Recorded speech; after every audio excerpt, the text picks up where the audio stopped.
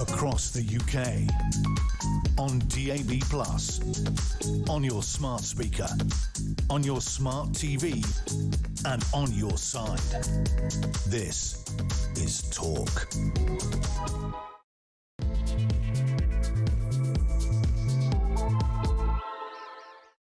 Very, very good morning to you. Welcome to the show. This is Talk, the home of common sense, with me, Julia Hartley-Brewer.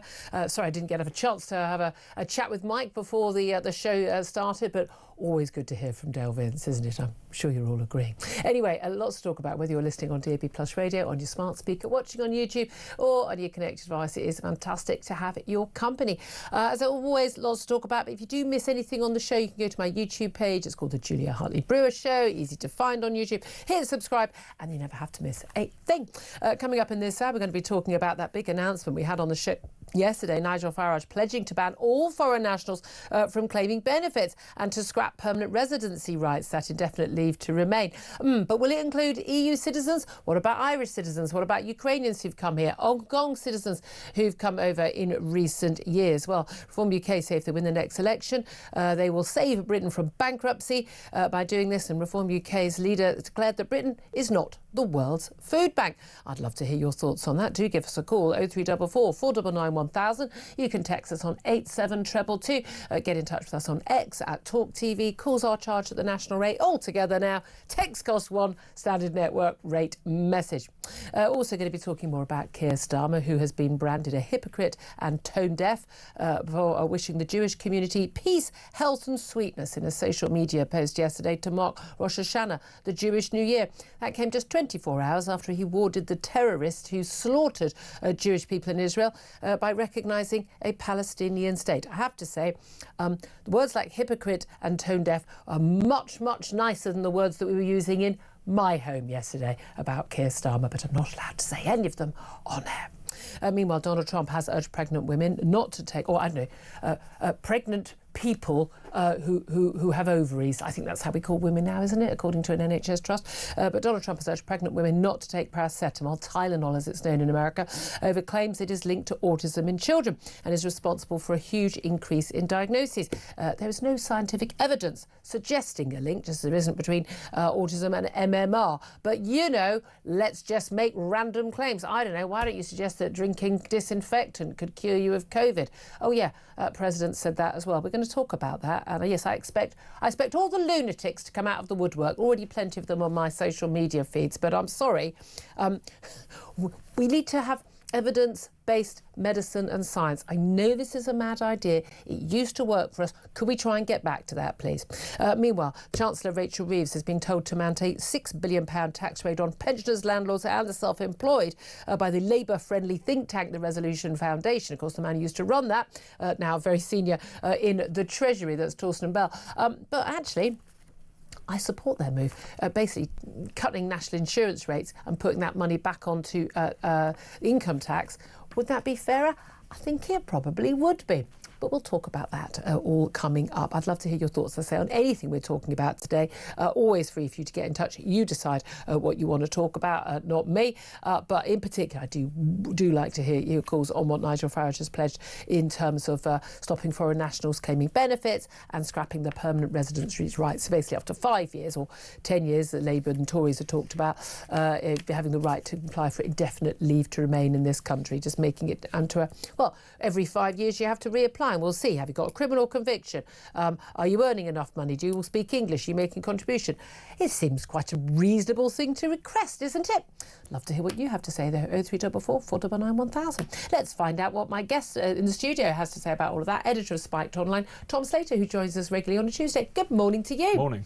As usual, that's quiet news day. Yep, absolutely. One of those again. This announcement from Nigel Farage came yesterday. We get used to it. We get notice in advance. There's going to be a reform announcement sometime around 11 o'clock, usually on a Monday morning, and they're usually pretty big.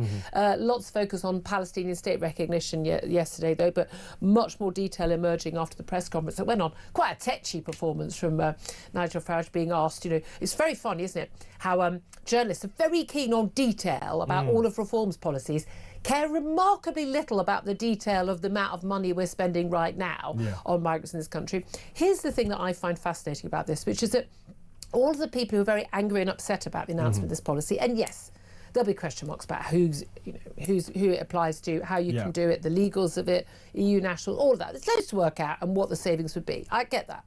But, we're years away from an election, so that, those things will come.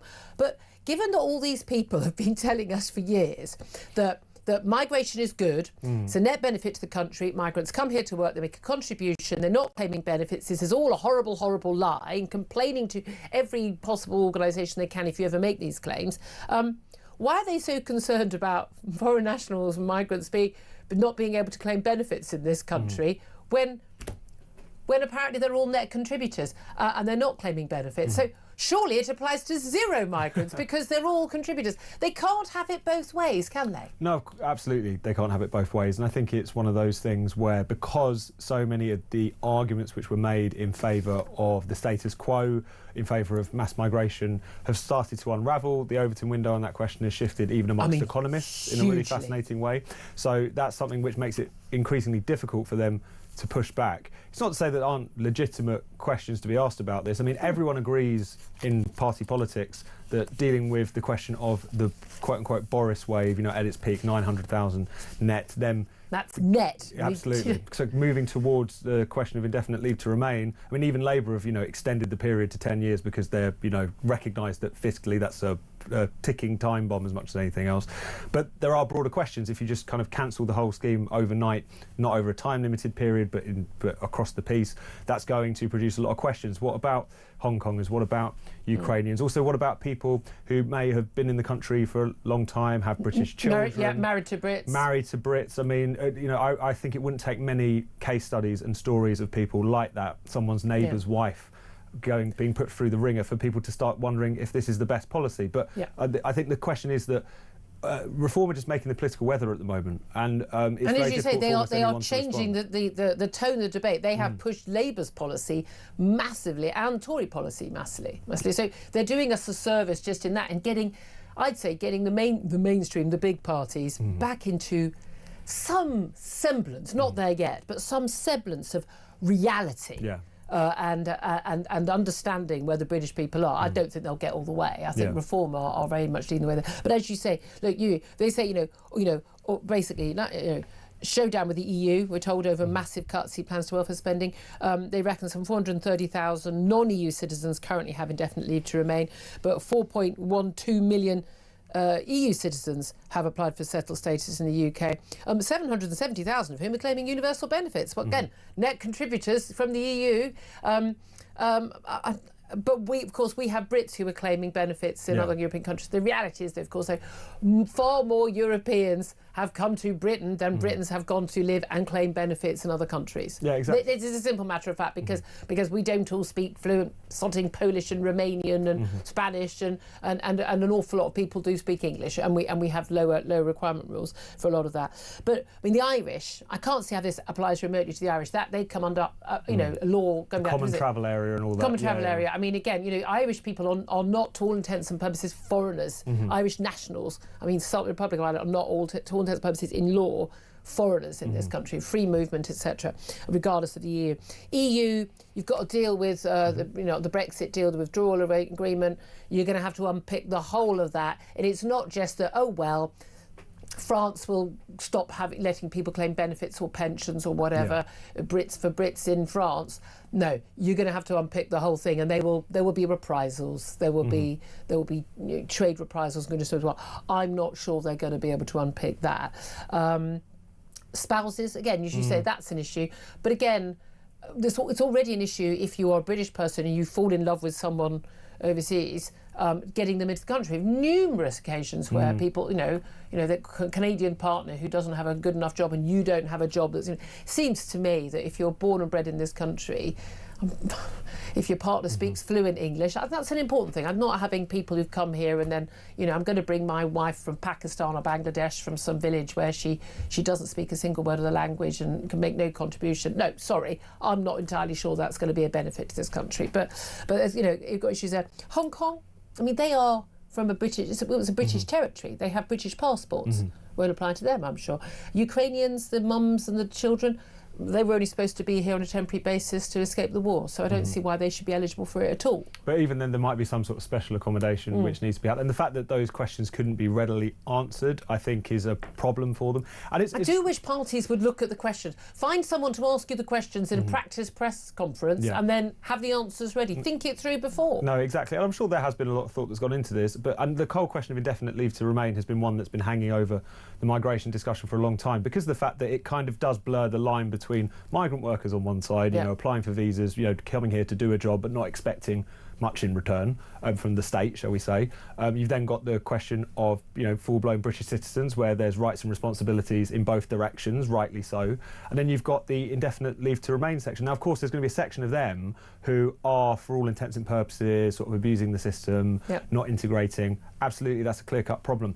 The issue that Reform are going to have to deal with, there's also going to be a lot of people in that category who, for all intents and purposes, are kind of British citizens in all but name. They are integrated, they do have family, they do have children, spouses, etc. And I think the reaction, whilst people are obviously concerned about migration, want it dealt with, I think they should take a bit of a lesson from what happened with Windrush, where, yes, people wanted a crackdown on illegal migration, but it leads to a situation where people who, even if they haven't got the right paperwork, are by anyone's justification a British citizen, someone who we owe support to. You saw support for that hostile environment policy, it was then called, drop off quite precipitously, even amongst older people who tend to be much more migration sceptical. So it's a tightrope, this issue, and I think that's one thing that in the detail hopefully we'll start to see these issues. But in terms of the indefinite leave to remain, the idea that people, even if you've already got it, you'd have to reapply.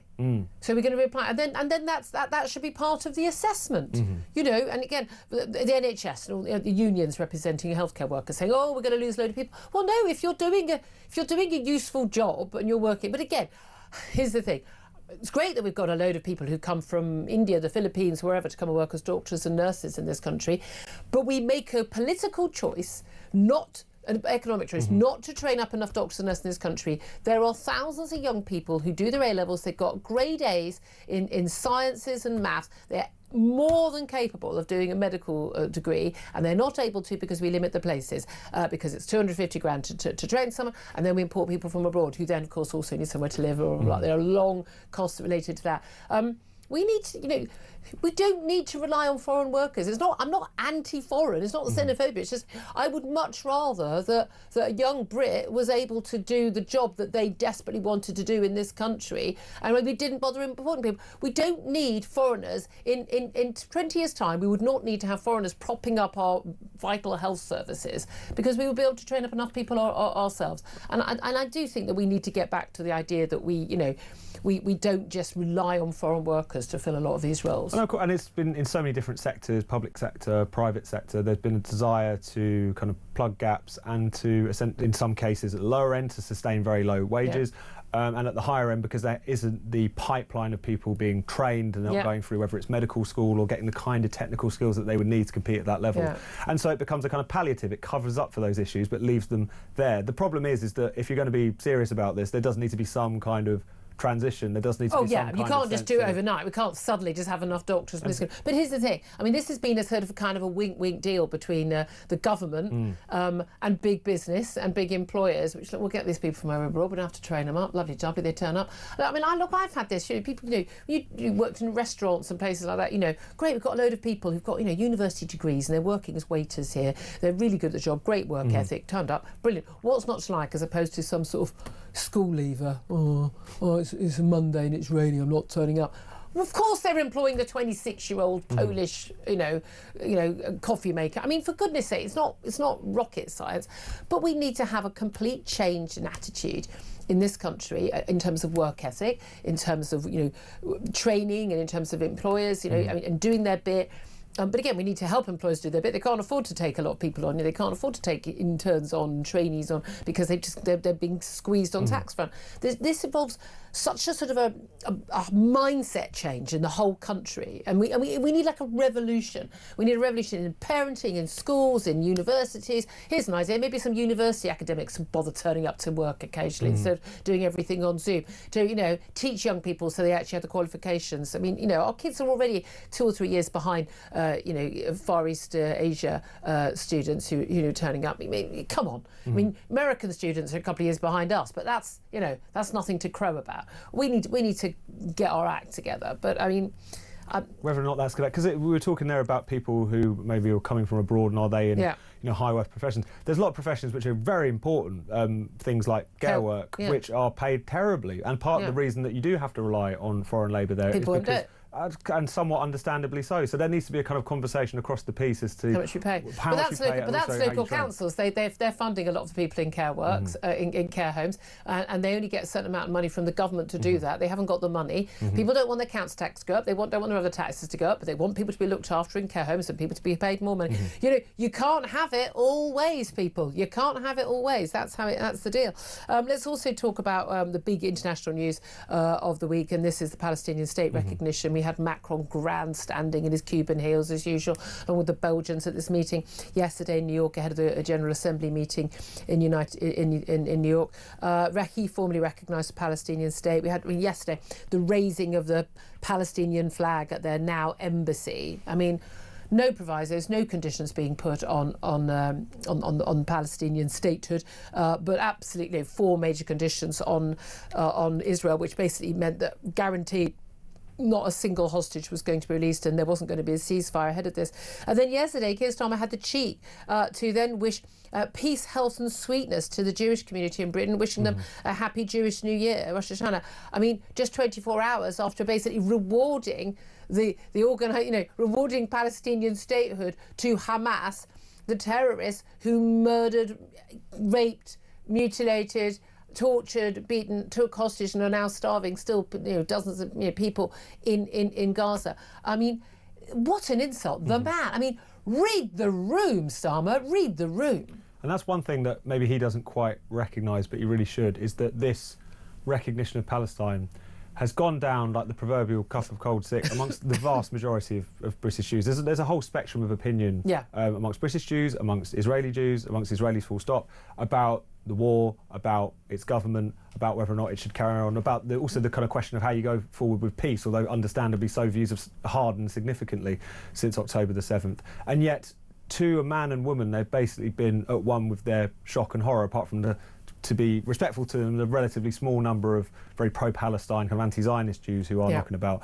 Everyone from the families of the hostages, either freed or remaining there, the British Board of Deputies, through to across the spectrum, there's been a kind of sense that you have just been obviously rewarding Hamas. I mean, the family of Emily Damari, the British Israeli hostage who was mercifully, thankfully returned not too long ago, said that this would be like awarding some territory to, the Nazi Party after the Holocaust. Exactly. I mean, it's one of those things where morally it's so clear cut, and they can bang on about the geostrategic importance of it and so on and so forth. We know that this was an electoral calculation. Even amongst people who would want to move towards a recognition of Palestine, the two-state solution should have held back for a long time because of the fact it's a lever you can only pull once. And why are they pulling it now? It's for no other reason than the most base political motives, and we can all see that I mean, the whole thing is just appalling. Well, yesterday on the show we spoke to the brother of Evia David. He's the hostage that was filmed, forced to dig his own grave for a propaganda video whilst emaciated, horrific. I mean, he's been kept in the most horrific conditions. Other hostages who've been released who were held with him, he was one of the hostages that was taken out in a car to watch other hostages being released while he was not going to. So taken out of the tunnels, seeing daylight, seeing the release, and then being taken back to the tunnels. He's been kept hands and feet chained, with a bag over his head a lot of the time in an almost dark tunnel, clearly emaciated. I mean, starved, Belston-style levels of starvation. And we spoke to his brother, and he said, do you think this is going to bring peace, Keir Starmer? I mean, tell that to my mother. Tell that to my mother, to her face. I mean, it's just so obscene. I'm beyond angry about this. I struggled all day yesterday not to say very, very bad 4-letter words. But don't worry, Keir Starmer has demanded that the Palestinian Authority, that's run by Fatah, but by the way, in the West Bank, by the way, would definitely be defeated by Hamas if there were an election. Why? Because Hamas has delivered recognition of a Palestinian state. That's the reward they talk about. But he's demanded that the Palestinian Authority stops paying terrorists for killing Israelis. They literally have, it's not like something they do on the slide, they literally have a ministry that pays the martyrs who kill Israelis. I mean, that's literally what the government of the Palestinian Authority does. And those, by the way, are the so-called moderates. And this is the president which Mahmoud Abbas visited Keir Starmer in London not only a couple of weeks ago. These are the supposed partners for peace. And this points to not only what a moral quagmire this is, but also how practically impossible it is. So whenever you get into these discussions, the Labour Party or whoever will kind of just naturally assume that the Palestinian Authority, led by Abbas, is the kind of the moderate in the room. And for the reasons you suggest, that's completely nonsense. But the Palestinian Authority also commands so little respect. They haven't had an election in, 2 decades because of the fact that they are fearful and know, basically, that they would lose it. The fact that you've got Hamas, who are not only obviously in control of Gaza, but increasingly popular across the West Bank, not least because of the fact that by dint of the way in which the West has reacted... And not despite the massacre, because of the massacre. It's vindicated their whole approach. And how could it not, given how everyone has responded? So it just shows morally, practically, what a nonsense this is. And depressingly, I do wonder if deep down he knows that this is just Britain kind of virtue signalling from the edges. If anything, it has made Britain more irrelevant to what happens next in that part of the world. Made us more at risk, is what I think it's done. Let's also talk about something else, because Donald Trump, he's going to speak at the UN this afternoon, and will no doubt raise this issue. He and, of course, the Israelis, very, very clear, didn't attend various events yesterday at the UN because of these announcements. But he did make an announcement yesterday, standing alongside his health secretary, Robert F. Kennedy Jr. And he's urged pregnant women in America not to take paracetamol, claiming there's a link with autism. Now, this is something that RFK has talked an awful lot about. There is no proven. There have been some studies that suggest a correlation. They've not been able to establish a causation. Many other studies that have shown that is not the case. Bearing in mind, RFK is someone who's signed up to the whole MMR jabs, linked to autism. This is a complete lie spread by Andrew Wakefield. I mean, it's a lie, end of. Deliberate, known lie. He faked the research, absolute lie. And now they're pushing this. Now, basically, when you're pregnant, I mean, my God, you get told what you can and can't. I had a waiter once telling me, "Oh, you shouldn't order smoked salmon." It's like, yeah, a little less medical advice from you and a little more bringing of the food will work out better for your tip, mate. A lot of people don't have a clue what you can and can't take. You are allowed to take paracetamol, but you shouldn't take it unless absolutely necessary. If you've got a fever, you should just randomly take drugs of any kind when you're pregnant. But this is worrying, because this is supposed to be put out as the explanation for why we've got this rise in autism, when the rise in autism is clearly, obviously based on the much broader definition of what autism is. And there's been no rise, by the way, in the most severe cases of autism. That's a giveaway, that it's just a wider definition, but also increased diagnosis, increased awareness of it. And yet this lie has been put out, and this by I'm sorry, but Donald Trump is the man who did suggest that drinking disinfectant, i.e. bleach, could cure you of COVID. I mean, for goodness sake, this is not science. No, not at all. And it's one of those things where obviously Donald Trump has played pretty fast and loose with medical science in his own way. RFK Jr., as you say, is someone who is not only kind of anti-vax and not just COVID vax, but ones that have been established for a very long time, despite these lies that were put in them, MMR and so on. But kind of conspiratorial as well. Like, he's an interesting character, RFK Jr. I can understand why a lot of people kind of rallied to his campaign when he ran for president. I mean, calling out Big Pharma. Big Pharma does lie all the time and shouldn't be trusted. You can be a little bit right. I've got no issue with that. You can be a little bit right and also very, very wrong at the same time. And I think that's RFK Jr. on a lot of these questions. As you say, there's just not the evidence for it. Now, of course, I understand and lament the fact that particularly how the medical and scientific establishment and Big Pharma have carried on over the course of the past 5 years, COVID in particular, has shattered a lot of people's trust. But there's a difference between scepticism and cynicism, and I think sometimes we're slipping into the latter. But the medical establishment, they say, well, people don't trust us anymore. Well, yeah, OK, and there's a lot of distrust over MMR, and again, that was just clearly just a grifter, genuinely telling lies. But people look, but I know somebody, there's always that. But I mean, if the medical authorities and the scientific establishment, and even I asked, bodies like the MHRA and people like that, if they had not lied to us repeatedly, chief scientific officer, chief medical advisor, they told lies. They told absolute lie. Now, if you go back to what they said in March 2020, they were actually telling us the truth before we did the lockdown. But when they told lies about, the efficacy of masks, no, there's no evidence whatsoever that masks prevent spreading the disease or you getting the disease. They told us that children should be jabbed and young people. Absolutely not. The risk benefit analysis, very, very clear, and the scientific establishment established that and then backed down on it with no new evidence. A load of what they did in schools, again, no evidence for any of it at all. The arguments about like, pregnant women not taking the jab, some big question marks there, telling us that the jabs would they prevent spreading of the disease, spreading of COVID. There had been no evidence for that whatsoever, and basically the main reason I took the jab, even though I'd had COVID already, because I had elderly parents who were a bit unwell, and I thought it was a responsible thing to do.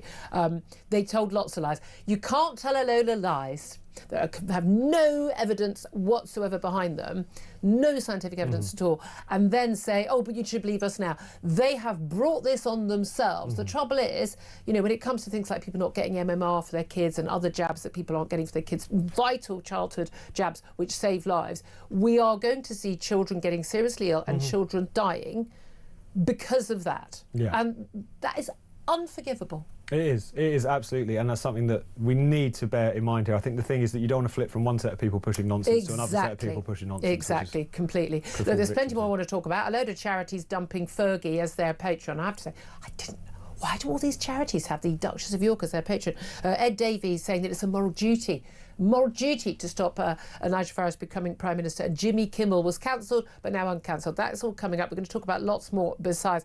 Up next, so we're going to take your calls. Give us a call, 0344 499 1000. This is Talk.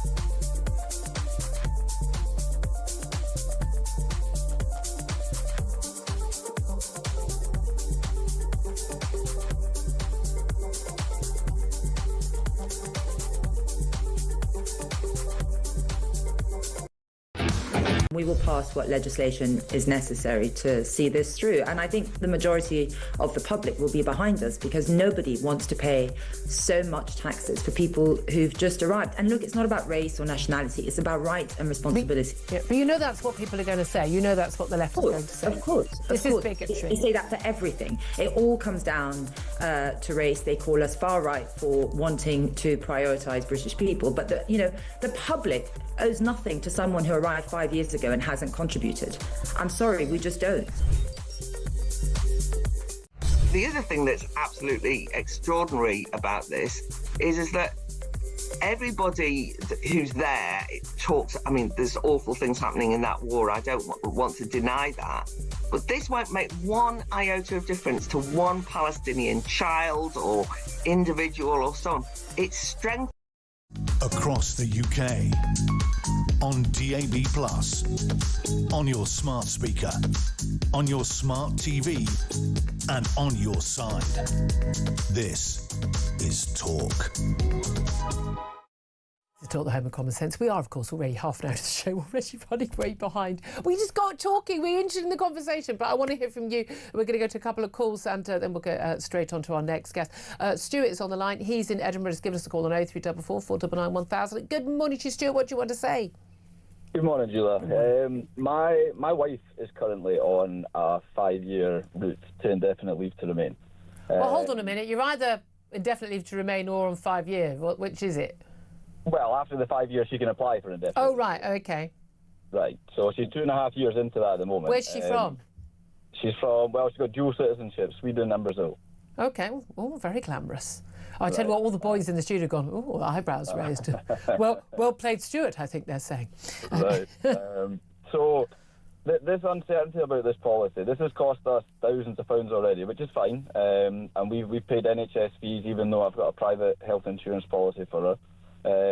But the idea that we're going to keep having to go back every 2.5 years or something, pay thousands of pounds, and have that uncertainty that at some point a no is going to come back and we're going to have to pack up and leave the country. Yeah. I don't think it's fair that we were allowed to set up roots in this country based on the policy as it was then. Right. And then we're going to have to live with that uncertainty. Now, I'm all for stronger action against the abuse of the immigration system. But we need to think very carefully about it because I feel that everybody's getting tarred with one brush at the moment. Yeah, I mean, that's the thing, isn't it? Because there could be different categories. And I would have thought the spouse of a Brit is a different category from a family of migrants who've come from, whether it's, Bulgaria or India or Brazil. That's a very, very different issue, I think. Right, I think so. And I think that because it's such a hot topic and nothing's getting done when people have been supporting action for such a long time, then everybody's just going to get tarred with one brush now. Yeah. And that scares me. And it will get to the point if we have to keep doing that, we'll just pack up and leave. If we're not that, no, I completely agree with you. And I feel rather strongly that people who are British who are married to foreigners, should be allowed to, it's not your fault who you fall in love with. Should be allowed to bring your family to your home country and live here. But I think that should be a very different case. Well, look, I mean, keep us posted on that. Do keep in touch. I really appreciate your call. Thank you very much for that. Caroline is in London and wants to have her say. Good morning to you, Caroline. Oh, good morning, lovely Julia. Please bear with me. I'm very, very emotional. I've just watched live the United Nations. I can't do it today, love. I can't do it. I can't believe what I'm hearing. Today is a day of history, not for the good books. The effect this is going to have on Jewish people worldwide, the English in terms of reparations, and what we've done, we've said to Hamas, well done. Yep. And the fact that they didn't say anything like, we'll do this when the hostages are released. Yeah. And I don't know where this is going. I don't have words. I'm in shock. No, I'm totally with you. The fact that there wasn't a condition, you have to release the hostages. That's just number one. Release the hostages, and then we'll recognise Palestinian state. That would have been a negotiating position. But that said, Keir Starmer has demanded that the Palestinian Authority in the West Bank stops paying terrorists for killing Israelis. So that's a little. I mean, apparently it's a demand from the Prime Minister. Aren't you impressed with that? It's tough talking. Oh, absolutely. But he didn't even have the guts to go to United Nations himself. He sent David Lammy and Yvette Cooper, and I was listening to Ursula von der Leyen, all these people who are basically legal criminals, and I don't care if I'm allowed to say that or not. It is so thick what they've done, and they've done it on Rosh Hashanah. And the Jewish New Year. Yeah, the Jewish New Year, and I actually don't know what to say to you. I just had to call you. I completely understand. I absolutely share your concern. But I think most of the British people do. I think you'll be surprised to find how many, ordinary British people are as horrified by this, Jewish and non-Jewish, of faith, no faith. They know right from wrong, even if this government doesn't. Caroline, we're sending our love to you. Thank you very much indeed. If you could just don't watch the UN, that's my top tip to everybody. Going to take a quick break. Up next, going to talk to Reform UK councillor Darren Grimes. I'll actually ask you about Stuart's case. Would his wife be given indefinite leave to remain or not? This is Talk, Home of Common Sense.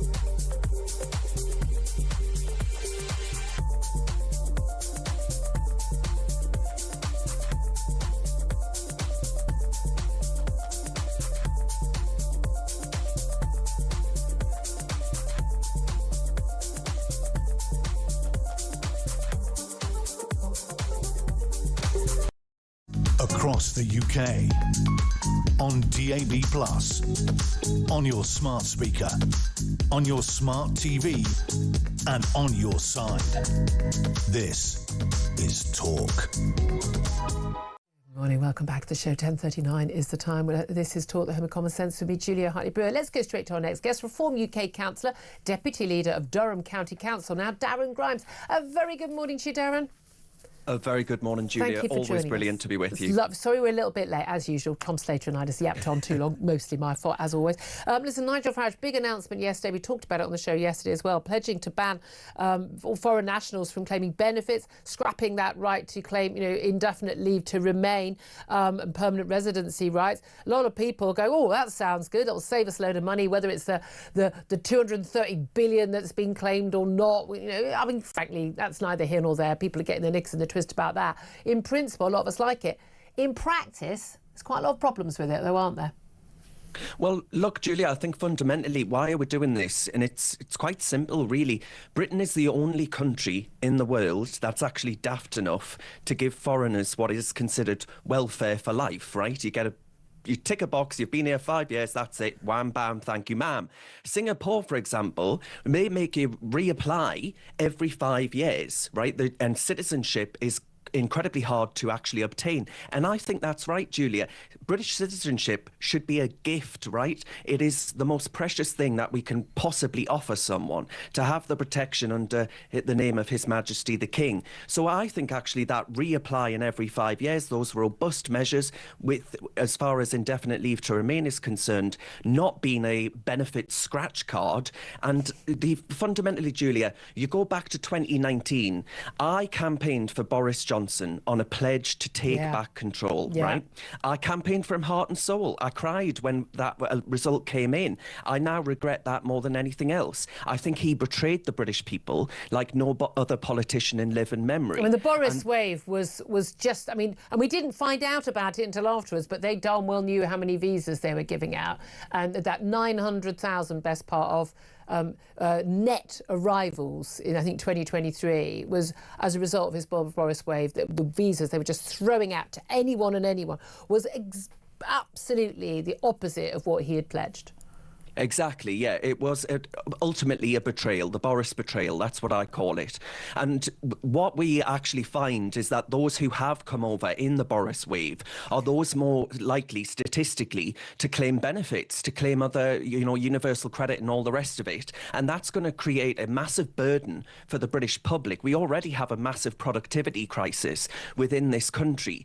But I listened to your caller before, Julia, and I have to say this, if your spouse is British, right, you'll still have a route. It won't be an automatic indefinite leave to remain, but you can come through. Well, no, Stuart's saying his wife's got dual nationality, Swedish, Brazilian, so she's not British. But, presumably she could apply for British citizenship if she wants. But he's British. He wants to live here with his wife, make their home here. He's obviously got enough money for private health care and the like. They spend thousands on the visas and things. But, when we talk about not wanting to have anyone from anywhere around the world just coming here and living off us, I don't think that most people, even strong reform supporters, would be including, Stuart's wife. Nigel Farage, your party leaders, had a foreign wife, a German-born wife, for goodness sake. Absolutely. But what we are talking about, though, is ending the conveyor belt of anyone's husband, wife, cousin, granny, second cousin twice removed, all of these absurd ways in which you get lifetime benefits just by tagging along. We even have the absurdity of students, Julia, being able to bring in their family members. And benefits have to go to Britons, not for dependents that have been flown in from some far-flung country. And the interesting thing here is, of course, we've been told for many years, and you and I are very much on the same side on the Brexit battles. We've been told for years, before and after the referendum and the battles to get Brexit done, 2019, 2020, by the Remoaners, let's call them what they are, the people who never accept a result, that migration was a net benefit to this country. They brought economic benefits and it was just xenophobia against it. But we're told at the same time by these people that these people they're coming here to work, they're not claiming benefits, they're a benefit to this country, not just to themselves.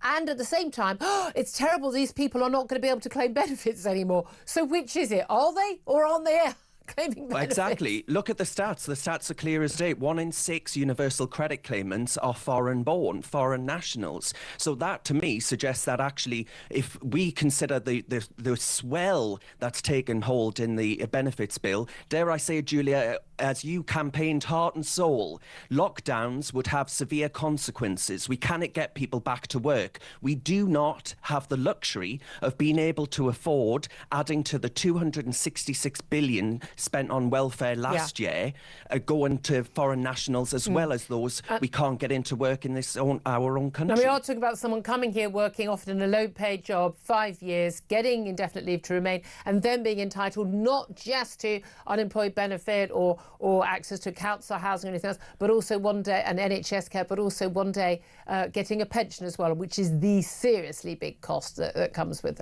arrivals. Exactly, yeah. And I mentioned the Singaporean model, right? They review it every 5 years. You've got to actually be able to bring benefits. You've got to be able to prove that you can integrate. I think actually you walk around your home, Julia, in London, and I imagine that you'll find many people not too far away from where you are that simply do not integrate within British life. Absolutely. And ultimately, we cannot have the social cohesion that we have been so used to for so very long if we actually allow this to continue.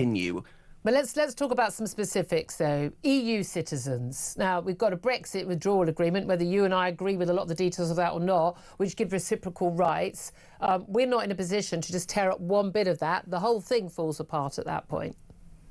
Yeah, OK, so... But 4 I think million, actually 4 million EU nationals in this country are claiming this indefinite leave to remain.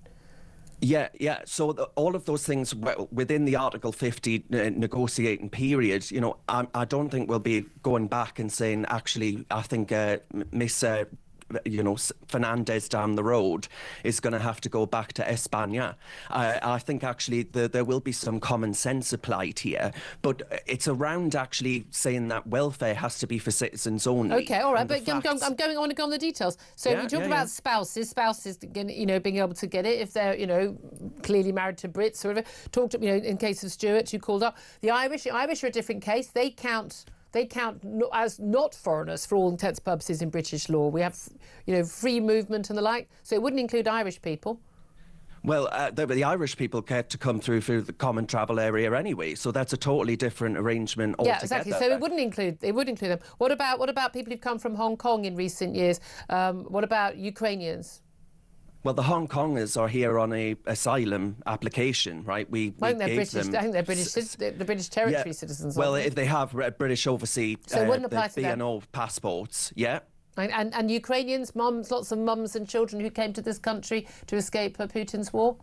Well, with any luck, Julia, President Trump will be ending the Ukrainian war, and then the poor Ukrainians can go back home. OK, all right then. So as far as you're concerned, this is something that's doable. What do you make of the criticisms that, look, the numbers don't add up? You've got some reports from some numbers from a think tank report from the CPS, and they say, oh, actually, you can't use those numbers. What do you say to that criticism?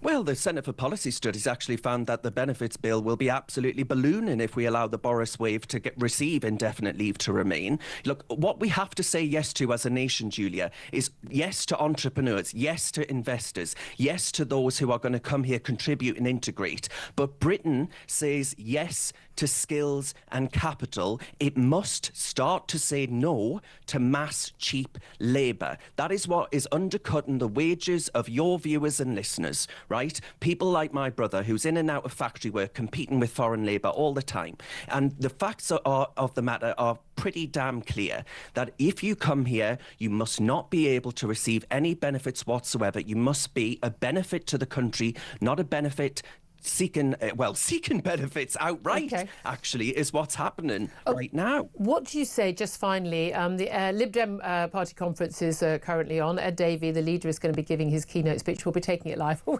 won't be taking it live. We like our audience too much. We don't do any of this stuff live for that very reason. But he's done some interviews yesterday saying that, there's a moral duty of Liberal Democrats to try and stop Nigel Farage and Reform from getting power. He talked about Reform non-stop at the party conference and has not ruled out a coalition with Labour to actually stop Reform from winning power. What do you say to that?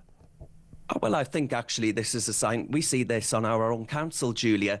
You know, they're up in arms about the fact that we undeclared a net zero emergency that they had declared in 2019 and instead declared a care emergency. We chose wheelchairs over windmills, and they are kicking off like you wouldn't believe over that. Look, they accuse us of being anti-immigrant. Well, we're not. We're just anti-scrounger. And they accuse us of being unruly and unwieldy when it comes to our management of the books. Well, actually, Julia, we would just rather ensure that every book that you send over is getting the best possible deal for you as a taxpayer. And right now, that simply ain't happening. All right, really good to talk to you, Darren Grimes, Deputy Leader of Durham County Council. Quick word from Tom Slater.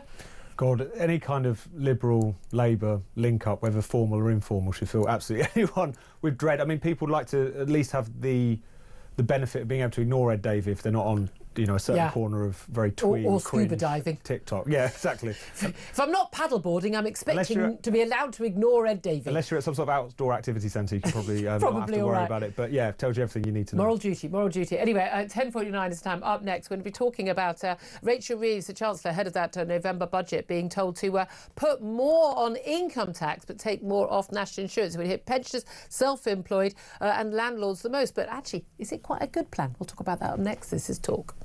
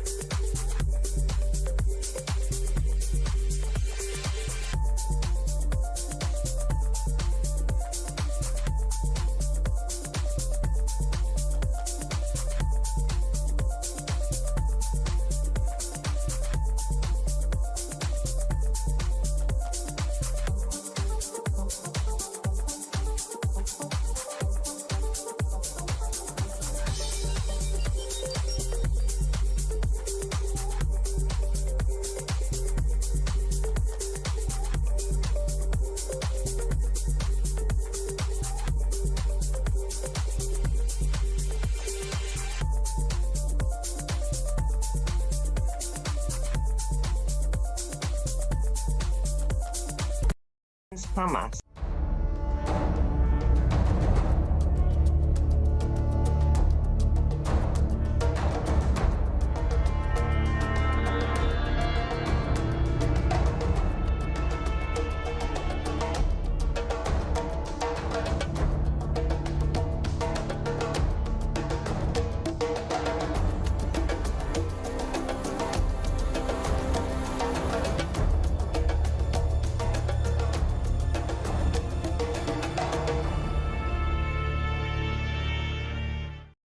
Across the UK, on DAB+, on your smart speaker, on your smart TV, and on your side. This is Talk. Morning, welcome back to the show. 10:53 is the time. Let's talk about the economy. We're going to be doing a lot of that this autumn. I know other stories are in the news right now, but the state of our economy is going to be bigger and bigger news as we approach the budget in the autumn. On November the 26th, Rachel Reeves is going to announce, let's face it, tax rises, and we're probably all going to be hit by them eventually. But one of the suggestions that has come out now from the Resolution Foundation, previously headed by Torsten Bell, now working in a senior role in the Treasury, is that she should basically raise income tax by 2 pence in the pound to fill her budget black hole, and cut national insurance. Who will this hurt? Who will this benefit? Well, let's talk about this with Justin Urquhart-Stewart. He's an economist and chairman of the Regionally Investment Platform. Good morning to you, Justin. Good morning, Julia. Thank you very much for joining us. Now, I have to say, I mean, I'm not in favour of anyone's taxes going up, but it seems to me that moving tax from national insurance, which is a nonsense tax, it's nonsense. It's not put in a pot. You're not sitting there going, I paid my national insurance and Treasury's got a nice little pot over here in the corner and there it is for when I need it, when I'm unemployed or I need my pension. Rubbish. It's spent day to day. It's an income tax. But moving it from that onto income tax, it'll hit landlords, self-employed and pensioners. But isn't it a more honest tax, and isn't that the way we should go? Yeah, well, I agree with you. First of all, actually, the idea of putting taxes up anywhere is abhorrent. But if we are in the position, we've got a lot of debt to transfer, and this black hole, which no one's actually quite told me where it is yet, but no matter. So the alternatives are relatively limited. What you should do, of course, is actually turn around and say, first of all, you're right.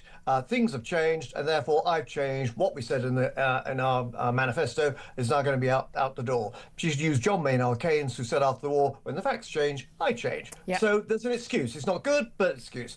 So actually, doing broaden this, we've got very few areas of taxation of any scale, because there are only rather key main taxes. You've got VAT, national insurance, and income tax, and the last two are virtually the same as you were just highlighting.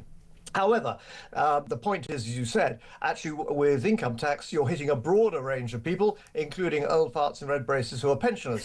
For those not watching, Justin is wearing red braces, but he's very young. You're very kind. Or as the Americans rather worryingly call them, suspenders, but I have to actually be careful with that. But the point here is actually she needs to get that money, but you can actually make this more constructive. How do you make it more constructive? Well, first of all, where's the deal?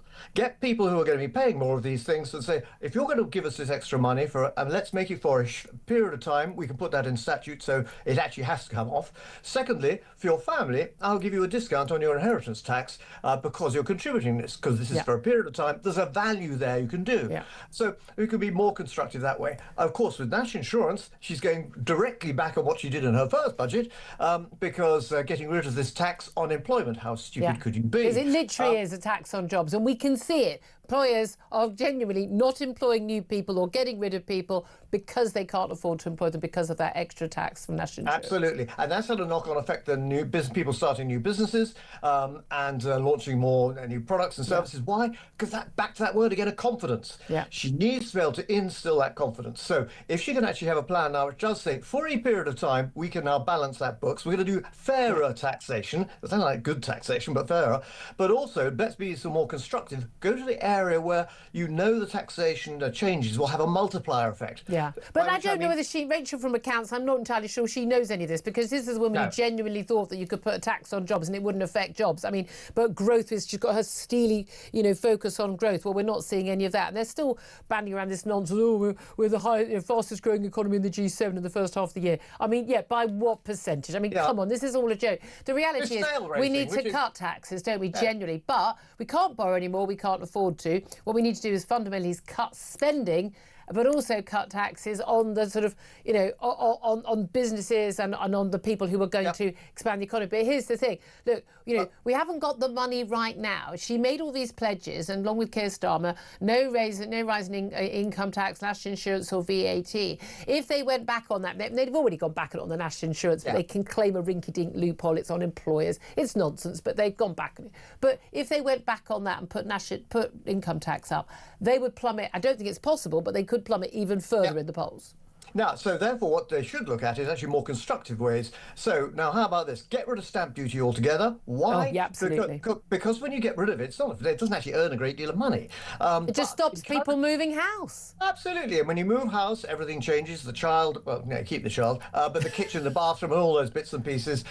And so they... You go to the home, you use the builders, you use the electricians, the plumbers, you go to hardware stores, you buy new furniture. It's a boon to the economy. It's a fantastic multiplier, and that will, but again, by hitting the housing market, encouraging that to grow, that gives you a bit more confidence. So those people say, actually, I will now start to invest in a new business or set up, and you change the entire attitude of the economy from one which is, we're doomed, and trying to actually explain to people, yes, you just said in terms of our growth figures, who wants to be the fastest snail? I mean, it's utterly irrelevant that we're slightly faster than anybody else. The figures are probably wrong anyway. Yeah. Get back to the basics of what actually makes an economy run, and the answer is actually in the position where people feel they can earn more money, get a fair return on that, and therefore broaden it up. And where working hard does get you ahead. I mean, these are such basic things, aren't they? Justin, always so good to talk to you and you on your braces. Justin Urquhart-Stewart, their economist and chairman of the Regional Investment Platform. Tom Slater, I have a feeling that whatever it is that Rachel Reeves decides to do in November, it will be the exact opposite of what she should do. I genuinely think she doesn't know what she's doing. No, exactly. And then she'll try and do it for a bit, and then after U-turn on it, the black hole will get bigger. It'll certainly be her last budget. Oh, absolutely. Could you imagine her getting to another one after everything that's happened so far? And it's not just that her policies have been disastrous, even though they have. It's that she's got no authority at all. No credibility at all. How you can even just command the... But this is at a time when we need sort of revolutionary policies and basic fact-based stuff, and we're just not getting it. It's going to be embarrassing. It's going to be excruciating watching that next budget. It really is. Love to hear your thoughts on that. Give us your calls in, and as well, of course, on but the new policy from reform on banning foreign nationals from indefinitely to remain and benefits. This is Talk.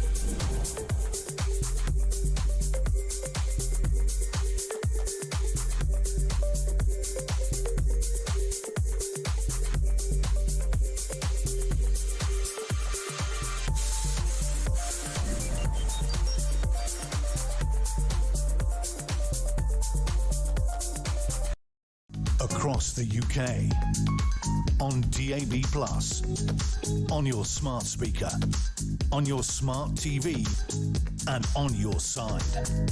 This is Talk.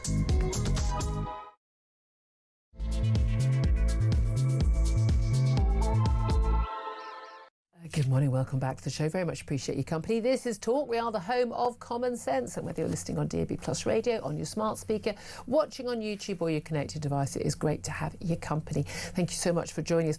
Lots to talk about today. If you do miss any of the show, you can go to my YouTube page, the Julia Hartley-Brewer Show. Find it very easy, just using those words. Hit subscribe and you never have to miss a thing.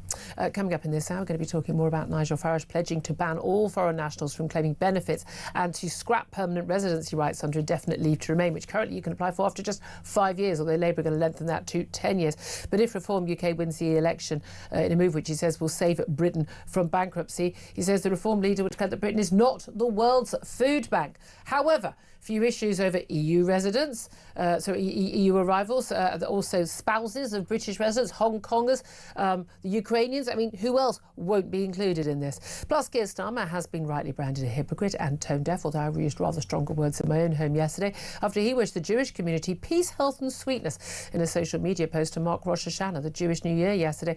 It came just 24 hours after he rewarded terror by recognising a Palestinian state. We saw Emmanuel Macron for France and other countries also following on with that announcement yesterday as well. Looking ahead to Donald Trump and a speech he's giving at 2 p.m. UK time in the UN, whether or not he condemns that at the UN podium. Donald Trump also in the news after yesterday urging pregnant women not to take paracetamol over claims it is linked to autism in children and is responsible for a huge increase in diagnoses. There is absolutely no scientific or medical evidence suggesting a link. Certainly the Health Secretary, Wes Streeting, fresh after watching the Palestinian flag being raised at the new Palestinian embassy yesterday and making sure his face was on camera. Thought you were one of the same ones, Wes Streeting, but no, apparently not. But he has said that we should listen to the NHS. No question at all. He says ignore what Donald Trump says about autism and paracetamol. Basically, it's not the case. Also, 7 charities have dropped Sarah Ferguson, the Duchess of York, as a patron after her email to convicted paedophile Jeffrey Epstein in 2011, exposed by The Sun on Sunday at the weekend, apologising for criticising him in public, calling him a steadfast, generous and supreme friend to me and my family. I don't think I've ever said that to any of my friends, but, you know, they weren't billionaires who may or may not have given me £2 million, so there you are.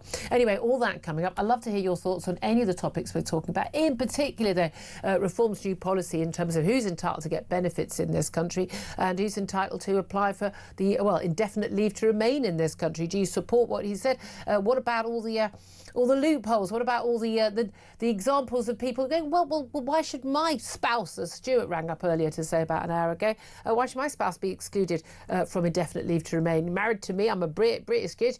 Can't we stay here and know for sure we can?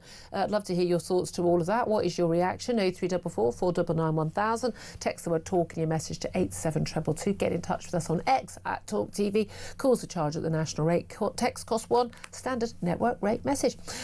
Let's introduce now Tom Slater, editor of Spiked Online. He joins me every Tuesday morning. Good morning to you. Good morning. Thank you for joining us.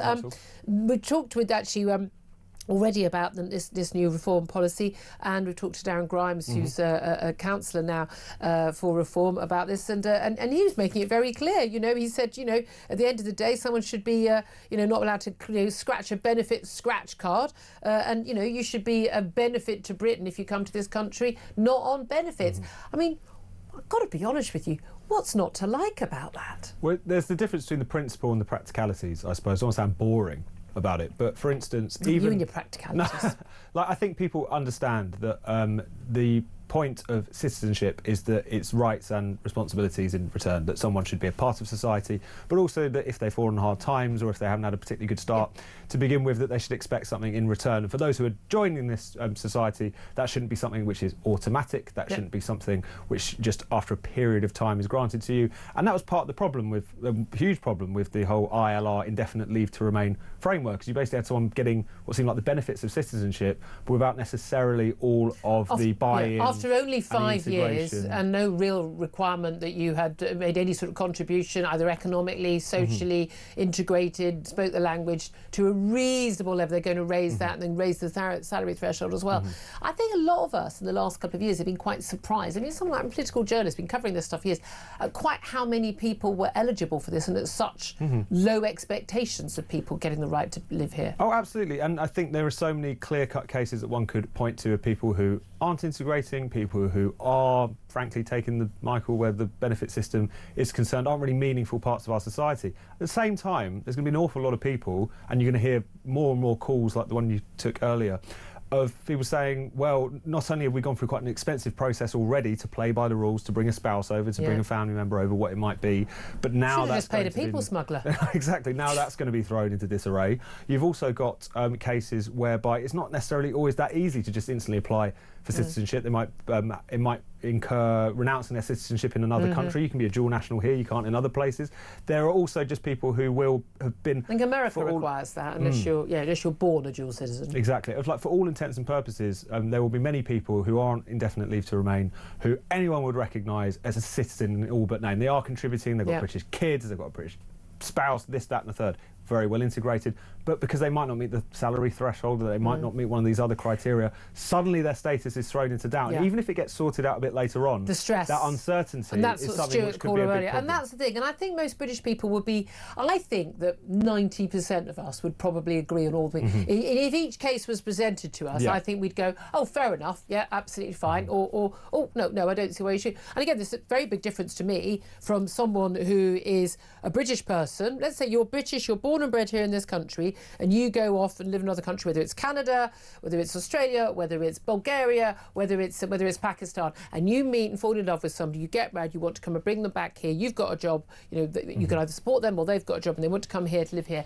Don't have a problem with that. I do have a problem with someone coming over from Britain, from one of those countries, coming over to Britain and then making a life here and then saying, and now I'm going to bring a partner from overseas as well, who I've met since I've made my life here. No, and unless they can support themselves and you can support them. No, I don't see why you should just, you don't have the same rights as someone who was born here. You just don't. And this is the norm in most countries. This idea that, it's like the left here, the so-called liberal left, the Ramonas. They thought that EU citizens should have a right to vote here. They think they should have the same rights. No, because you're not a citizen. You live here. Great, lovely. I was certainly a Brexiteer who was very happy for anyone who'd come from Europe, was working here in Britain, to be allowed to stay. Absolutely. It wasn't a xenophobic vote. It was just like, no, you've come here legally, that's fine. OK. I'm not so happy about the 1 in 6, universal credit claimants being from overseas. Most of those, by the way, being EU citizens. But remember, it's been a great benefit to our country, hasn't it, all that immigration? Can't have it both ways, guys. But I just think most of us would be quite fair-minded on this. I really, really do. But I can also understand how the uncertainty would be very, very difficult for families. And also, are all of the outcomes going to be fair-minded? This is one thing that came up. We were talking a bit about it earlier in terms of Windrush, but you could see computer says no. Exactly, because the fact that the British state is completely decrepit, and they you have under the last Tory administration, Theresa May as Home Secretary, this attempt to get on top of the question of illegal migration via the hostile environment. You've basically had them deporting people who were British citizens, who just didn't have the correct paperwork. Because they were told they didn't need it. They came here as kids from Caribbean islands. Exactly, and some heart-rending cases, like people who were in receipt of cancer treatment on the NHS being kicked out of the country. It was appalling.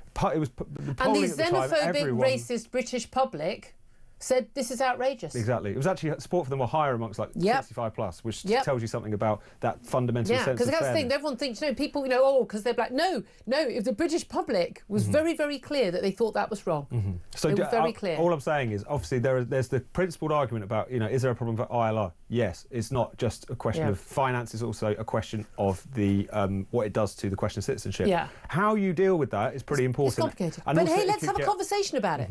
But that's the thing, we haven't had a conversation about it. We've let the authorities, who are clearly getting everything wrong, deal with it. The key thing about this is, if we talk about the Overton window, this is basically the sort of the parameters, the window of conversation that's allowed in polite society of what you're allowed to say, what you're not allowed to say. So, for instance, the Overton window was so far. We're told, I'm far right. You're from the left, and people think your views are far right. I'm far right simply because I think that I don't think we should import the entire third world to this country, and I think that criminals should go to prison. Mad ideas, insane ideas. Far right though, but things have shifted. I consider my views to be completely centrist. I'm a centrist mum. I consider the likes of the people on the left who think they're really sort of progressive. I consider them to be extremists. Their views are absolutely to the extreme. Especially where this migration question is concerned. They're completely out. of touch with, not only with the British public, but with literally every public in every country. But this is the thing, what Nigel Farage has been doing in recent years is shifting that Overton window, whether it was on Brexit, whether it's on immigration, whether it's on benefits, and he is making it possible for us to have more of a sane, sensible, fact-based conversation about this stuff. And all credit to him. I mean, even if only a fraction of his policy were ever actually enacted by him or any other party in office, that would be a good thing for this country. It really would. And particularly, by the way, for people at the bottom end of the income scale, it doesn't make much difference to me in terms of, how many migrants are in this country. I've never voted for my own benefit. I'm one of the lucky people. I've earned good money. I've got my health. I own my home. I'm one of the lucky people. And it's really important. One of the reasons I voted for Brexit was actually I could see the impact on people's wages in many trades, in many jobs, because of people competing. And it's much easier for me if I can have access to cheap nannies and cleaners, because the Eastern Europeans are all in North London. That's why. But I don't. That wasn't why I voted for Brexit. It was because I could see the impact on British people who were losing out and who were competing for the housing and the school places and all of that. And I think more people should think about, how the people at the bottom end of the economic and social ladder in this country, how they fare when they think about these things. Let's also talk about the madness of the recognition of a Palestinian state.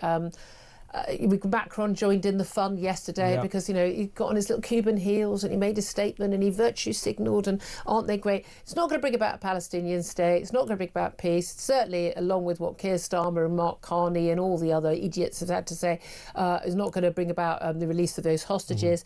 Some of those tough words to the Palestinian Authority. That's not Hamas. That's run by Fatah, who would lose to Hamas if they had a general election in the West Bank. He's demanded that they stop paying terrorists for killing Israelis. So that's nice. So the moderates, these are the moderates. They have a ministry in the Palestinian Authority where they literally pay basically a pension to the families of those who, quote, martyr themselves in the ultimate cause, which is killing Jews. That's literally in their government, part of their government. It's not a sidebar thing. It's not under the table. It's literally a thing that happens. Mentions it after granting a Palestinian state. They've got an embassy now. They've got a flag. The Foreign Office lists Palestine as a state. It's not even got agreed borders. It hasn't got a government that is a single government as agreed. It's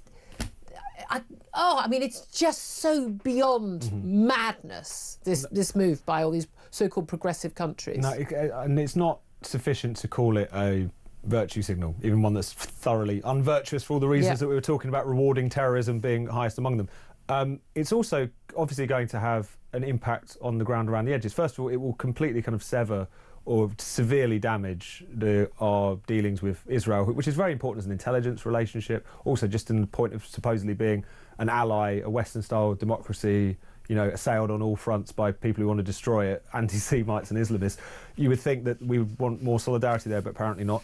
But also, for instance, if your primary concern is the well-being of the Palestinian people and their aspirations to nationhood, the only consequence of this is it's going to basically create an incentive for the current Israeli government not to play ball whatsoever with what France or Britain are asking of them, to accelerate settlements in the West Bank. You're already seeing members of the cabinet very openly talking about that now. What was the point of this? I think we all know, which is it's primarily for domestic political consumption. But that, if you really care about this issue, this seems to have been an absurd and it's literally the opposite of what you should do. Absolutely. And you can only pull this lever once. That's why successive governments, Labour, Conservative, have never gone there. 120 odd governments had already done this around the world, but again, no one really cares what Burkina Faso thinks or whoever it is, But when a member of the national, two members of the UN Security Council, France and Britain, when they do it, that's a very, very different point. So having just come back from Israel again, I can imagine just how absolutely horrified so many people. I actually went to the West Bank, one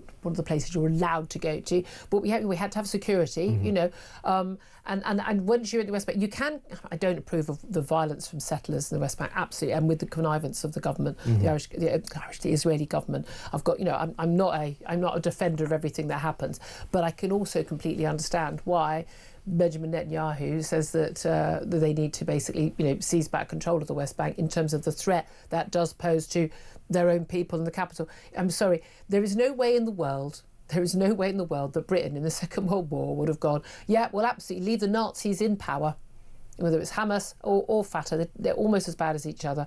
We'd leave them in power, next door to us, ready to strike again. And if the world, everyone signed a UN declaration or the League of Nations or whatever it was then, we would have gone, yeah, 2 fingers up. Sorry, we're about saving our own people. I just find it untenable that anyone thinks that a 2-state solution, when one of the states doesn't believe the other state should even exist, and that their main aim, Palestinian Authority and Fatah and Hamas, their main aim in life is the killing of Jews and the destruction and annihilation of the Israeli state. I don't understand on what basis you could possibly expect anyone in Israel to accept having them on their border. We wouldn't, no other country would.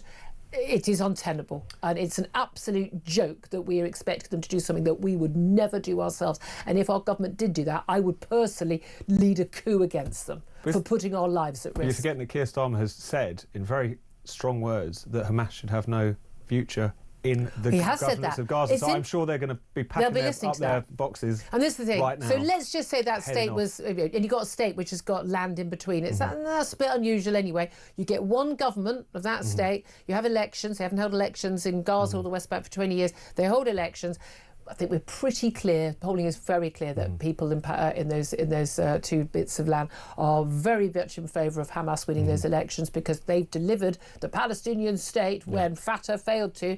They will vote for Hamas. And it'll be the last election they ever have. Yeah, well, exactly. It hasn't been one for 20 years for a reason. But so what we've then got a prescribed terrorist organisation dedicated to the destruction of their neighbour and to killing every single member. Oh, by the way, and then us next, America and us, we're all on the list, guys. And they're going to be in power. And we would have gone, yeah, great. Or are colonial powers like France and Britain going to say, no, you can have your own homeland, but no, you may not vote for who you want. Which is it? Yeah. Which is it? Because if they're allowed to vote for whoever they want, they're going to vote for the terrorists, because the Palestinian people en masse support Hamas.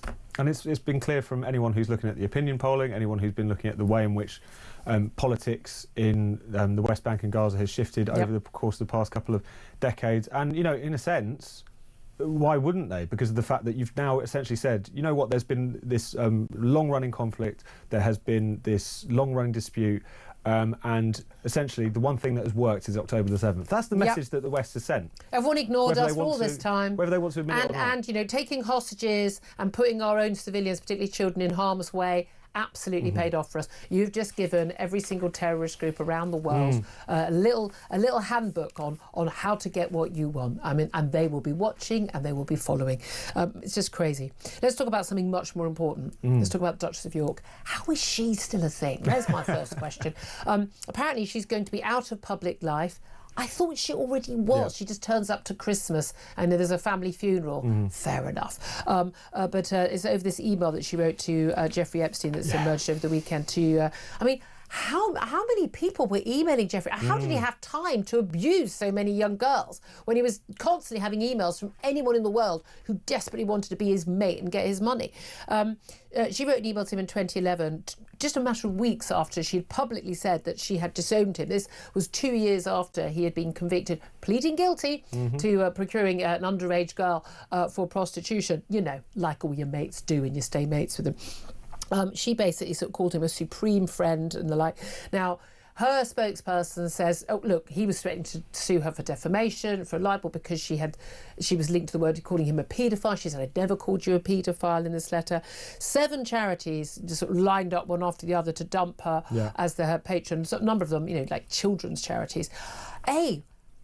Why do so many charities still have her as a patron? Question mark. Well, clearly quite good at fundraising. Quite good at exactly. But I mean, this is just the latest victim, but it's very, very clear that Andrew and Sarah Ferguson, who, although divorced, live in the same house together still. I mean, it's whatever works for you guys. But very close friends and look after each other. I mean, they clearly, as I say, never met a billionaire they don't like, like Peter Mandelson. And there's question marks about whether she's actually took something like £2 million in gifts from Jeffrey Epstein. He was paying for this royal access. They were paying for his, getting his money. I mean, it's just repulsive, the whole thing, isn't it? Yeah, it's just such a grubby business, and the way in which the kind of obsequiousness and the behind kissing, shall we say, that you read in those emails, whether whether it's from Sarah Ferguson or whether it's from Peter Mandelson. Petey, yeah, as he was referred to by Epstein, which isn't creepy in the slightest. Bathrobe Petey.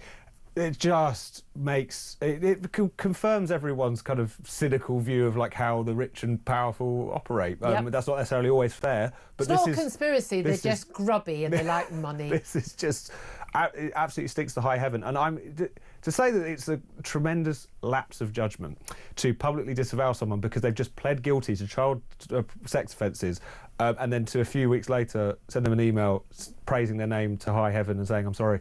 First of all, the idea that was never going to come out. Of course that was going to come out at some point. Yeah. But second of all, just in general, like, yes, you're on the outskirts of royal life now for all the reasons that we know, but of course this was going to come back to bite you. Yeah. And yet time and again people just seem so dazzled by the wealth or whatever it is that they were in Hocktoon for. Yeah. All of that went out the window. Can I tell the story again about when Sarah Ferguson called me after I did a show? I think it was Lorraine on ITV, and there was a story in the Mail and they'd done a picture. I don't know, again, it was Eugenie or Beatrice. I don't know which one. I still, to this day, can't tell I just don't know the daughters. Anyway, they were being horrible, as papers often are, about she was in a bikini, like, oh, basically she wasn't size 8. She wasn't, and therefore they would go, oh, she had a perfectly normal figure, as far as I could tell. And I was defending her, and I get a call a few hours later from Sarah Ferguson. She does talk like this. Hello, this is Sarah Ferguson. I got your number from the ITV producers. I just want to thank you for defending my daughter. And and then she went on. So it was something about like, I'm a fighter. I think at that point I went, yeah, I'm going to have to go, love. I'm a bit busy. I think I was on maternity leave at the time. I've got a kid to look after. I'm a fighter. And it was just like, oh, do most normal people listen to this nonsense, love? Surely not. Did she ask you for some money on the way out? She didn't ask me, but I thought it was only a matter of time. But she did have a very, very deep voice. Anyway, I don't know why I feel the need to tell you that story, but it just made me chuckle. Still got a number in my phone. I should hand it over to any prolific rich paedophile who might want it, because, maybe she wants some money from them. Just throwing that out there. Don't call me again, Sarah. Please don't. Anyway, let's talk about Jimmy Kimmel.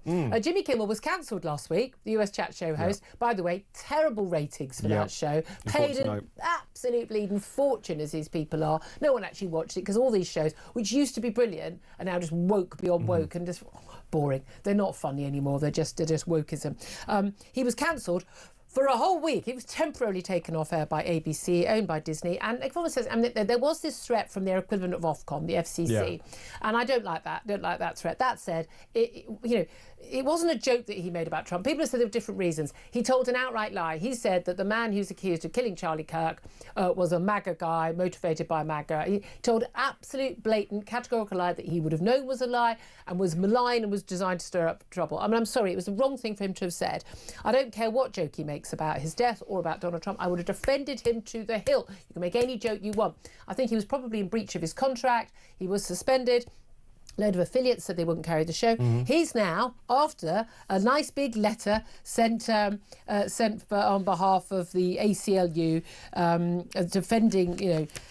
defending him, signed by the usual suspects, 400 celebrities. I've got to be honest, I don't think they're all celebrities. Jennifer Aniston, Meryl Streep, Tom Hanks, Billy Crystal, Robert De Niro, Jane Fonda. The usual suspects, saying this is an outrageous attack on freedom of speech. None of these people, as far as I'm aware, have ever sent a letter defending the freedom of speech of any celebrity, comedian, talk show host, anyone who's taken off air for something that they don't agree with. Yeah. Which I mean, you and I have always done. We'll always defend people whether we agree or disagree. But he's going to be back on air tonight. May actually get some decent viewing figures. But was it the right decision for him to be, quote, cancelled, or right decision for him to be back on air? Well, it was one of those things where it was never as simple as was being made out. On the one hand, I think the clear outrageous thing from a free speech perspective was precisely the intervention of the FCC. Except Ofcom would take me off air if I did the same. But it's much more politicised. I mean, you've got a kind of a Ofcom is a left-wing organisation in this country. And I'm not saying it doesn't have its own politics to it, but you've got someone who's like a Trump appointee just sort of going forward, straightforwardly saying on a podcast, if they don't sort out Jimmy Kimmel, we will take action. Yeah. So this is so direct. Because they were in breach of their licence. It's impossible to make clear. Also, I think there's a sort of middle ground, isn't there? Something like that. Is it a slap on the wrist? Is it, taken off air for a week? This is actually what has happened. But the other thing is, of course, the ratings. If people are fed up of your jokes about everyone being idiot hicks who vote for Trump and deserve everything that's coming to them, is it any wonder that those ratings have absolutely created, not just for his show, but a lot of the late night shows, as they call them, in America? So there may well have been a kind of business or kind of but also the affiliates, base. so they won't. And a number of them have already said, he comes back on air, we're not going to take it. If you don't take it, you don't get the advertising revenue. So you have to take those into consideration. But of course, it wasn't taken entirely in a vacuum, because you did have this pressure from the top. One thing I will say though, so it's a bit more complicated than people want to make out, but on balance, at least I would rather less state interference in these things. Yeah. People are treating him like he's, you know, like Charlie Hebdo or something. Yeah. I mean, the people who've never for 5 seconds cared about free speech, think that cancel culture has completely got up, who said this is just about accountability for people who spread misinformation. Then what did he do in this instance? Why is this the one time that you were bothered about that? Because they agreed with him. They were more upset about Jimmy Kimmel being taken off air for a week than they were about Charlie Kirk getting shot. You just think you guys do not have a leg to stand on. And if this is really your big cancel culture case, it was sewn up in a week. So obviously you're not under the and again, cosh being cancelled on the left, very different from being cancelled on the right, when you lose your livelihood, your whole career, your reputation, and you no longer exist. Completely different, isn't it? Not quite so hard. I won't be watching tonight. I'm sure we'll talk about it on the show tomorrow. Shame on us. 11:28 is the time. Love to hear your thoughts on all the topics we're talking about. 0344 499 1000. This is Talk.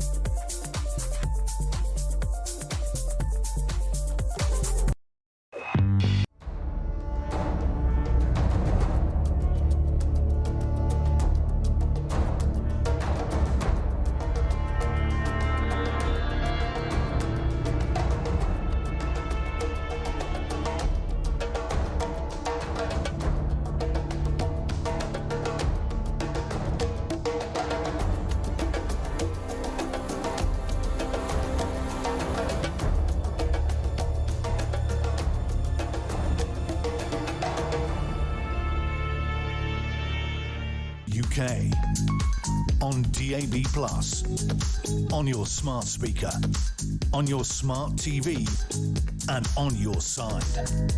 This is Talk. This is Talk, the home of common sense. 11:32 is the time. Let's get to your calls. 0344 499 1000. Let's go to Michael, who's in Spain. Very good morning to you, Michael. What do you want to say? Good morning, Julia and Tom. Basically, I want to agree full force with what Nigel Farage is doing in regards to this leave to remain. Yeah. You know, it's I don't know why people get so at up about it. I live in Spain. When I come to Spain, I get no help whatsoever. I had to work. Yeah. Okay. I also I can vote in a local election, but I can't vote in a general election unless you're Spanish.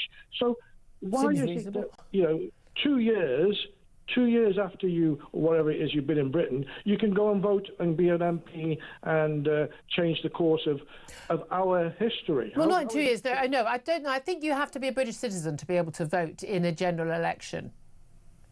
In the UK. Well, I don't know. I think you if you've got the citizenship, definitely. yes, I'm sure. Well, citizenship and indefinite leave to remain are different things. You've got citizen. If you're a citizen, yeah, you can vote. I'm not sure even as a local. I don't think you should be able to vote in local elections in Spain. Or I think voting is for citizens. End of. Full stop. Nothing to discuss. Well, yes, it is that, but there's also the fact that if I want to try and become a politician, I'm a permanent resident here. Yeah. I'm a permanent resident of Spain. Okay, I'm not just a 90-dayer. Yeah. And I paid my tax here. I get all the benefits. I get everything that I should get. But do you speak Spanish? I speak Spanglish, yes. Okay. Shouldn't we expect that if you want to live there, should you not be speaking the lingo? I do speak it, actually. My wife is Spanish. Right. But that was my first point, which I told to your researcher there, in regards to, I think he's doing an excellent job. And for me, he's the saviour. Nigel Farage is the saviour of the UK, because if he doesn't get into Parliament, well, pack your bags, Julia, and go and live somewhere else, because I think a lot of people feel that way. What do you make of Ed Davey, the Lib Dem leader, saying yesterday it was a moral duty of Liberal Democrats to stop reform from getting power? The Ed Davey circus. Yeah, I think the guy's a complete... Careful. Careful. Don't Jimmy Kimmel me. Okay, he's a happy man. I'll leave it there, Michael. Thank you very much. That call from Spain there. Ross has got in touch as well to say, make it retrospective in terms of if you're claiming benefits and not contributing to the country. His addition to what Nigel Farage has announced. Jude says, terrible idea. We need to keep going down the same road till the entire nation is bankrupt. Nick says, most people will be shocked we were handing out benefits to foreigners. Yeah, I think a lot of people are totally unaware of this stuff. Sounds like the best deterrent so far. Gets my vote, says Cheryl. And Veronica says, pledging is not enough. Where's the actual plan set out in writing? When would it come into effect? Well, Veronica, I mean, he's not in power yet. It's not a manifesto. Goodness me. Sharon says, this is a return to sanity policy that I fully support. Wow, says Roger. He's actually listening to us. And Graham says, well, that sounds like a good start to me. So you're getting the thumbs up from our audience. Certainly Nigel Farage to that. 11:35 is the time. We're going to take a quick break. Then we're going to be talking about recognition of the Palestinian state with Andrew Fox, Defence, Middle East and disinformation expert. We'll talk to him about that up next. This is Talk.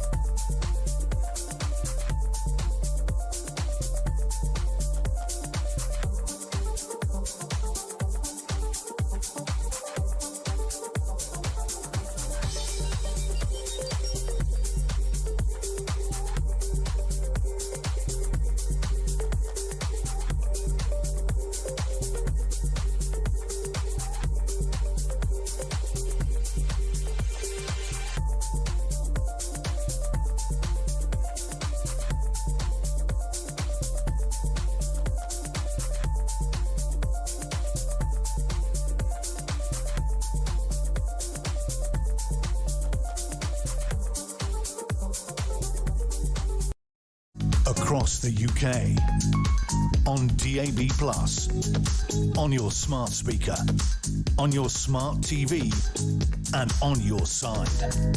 This is Talk. This is Talk, the Home of Common Sense. 11:37 is the time. I'm Julia Hartley-Brewer. Let's go straight to my next guest and talk about, the recognition by all of the lovely progressive leaders around the world of a Palestinian state that's been announced over the weekend and yesterday, ranging from Britain to France, Belgium. I'm sure everyone really cares what Belgium thinks about everything. Let's talk about this with Andrew Fawkes. He's a Defence, Middle East and Disinformation expert and a research fellow at the Henry Jackson Society and joins us right now. A very good morning to you, Andrew.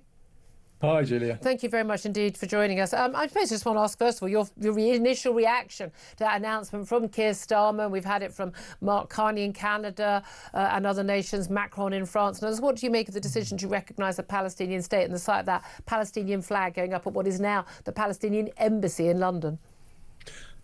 Well, it's the wrong time. It's the wrong move. It takes us further from peace. It probably kills the hostages. And backs the Israelis into a corner where we're probably going to see them taking steps to make sure this doesn't become a permanent thing. So all in all, I would suggest it's a fairly disastrous move. That would be a fair summary of a disastrous move. You said very casually there, we'll probably kill the hostages. We've got 48 hostages, 20 of whom believed to be alive, barely alive. We've seen the state of some of them emaciated, deliberately starved, beaten and tortured, held in terrible conditions. Why do you think this will kill the hostages? Well, it's removed any incentive for either side to find any sort of ceasefire compromise. Hamas have been given a victory beyond their wildest dreams, no matter what Mr. Starmer says.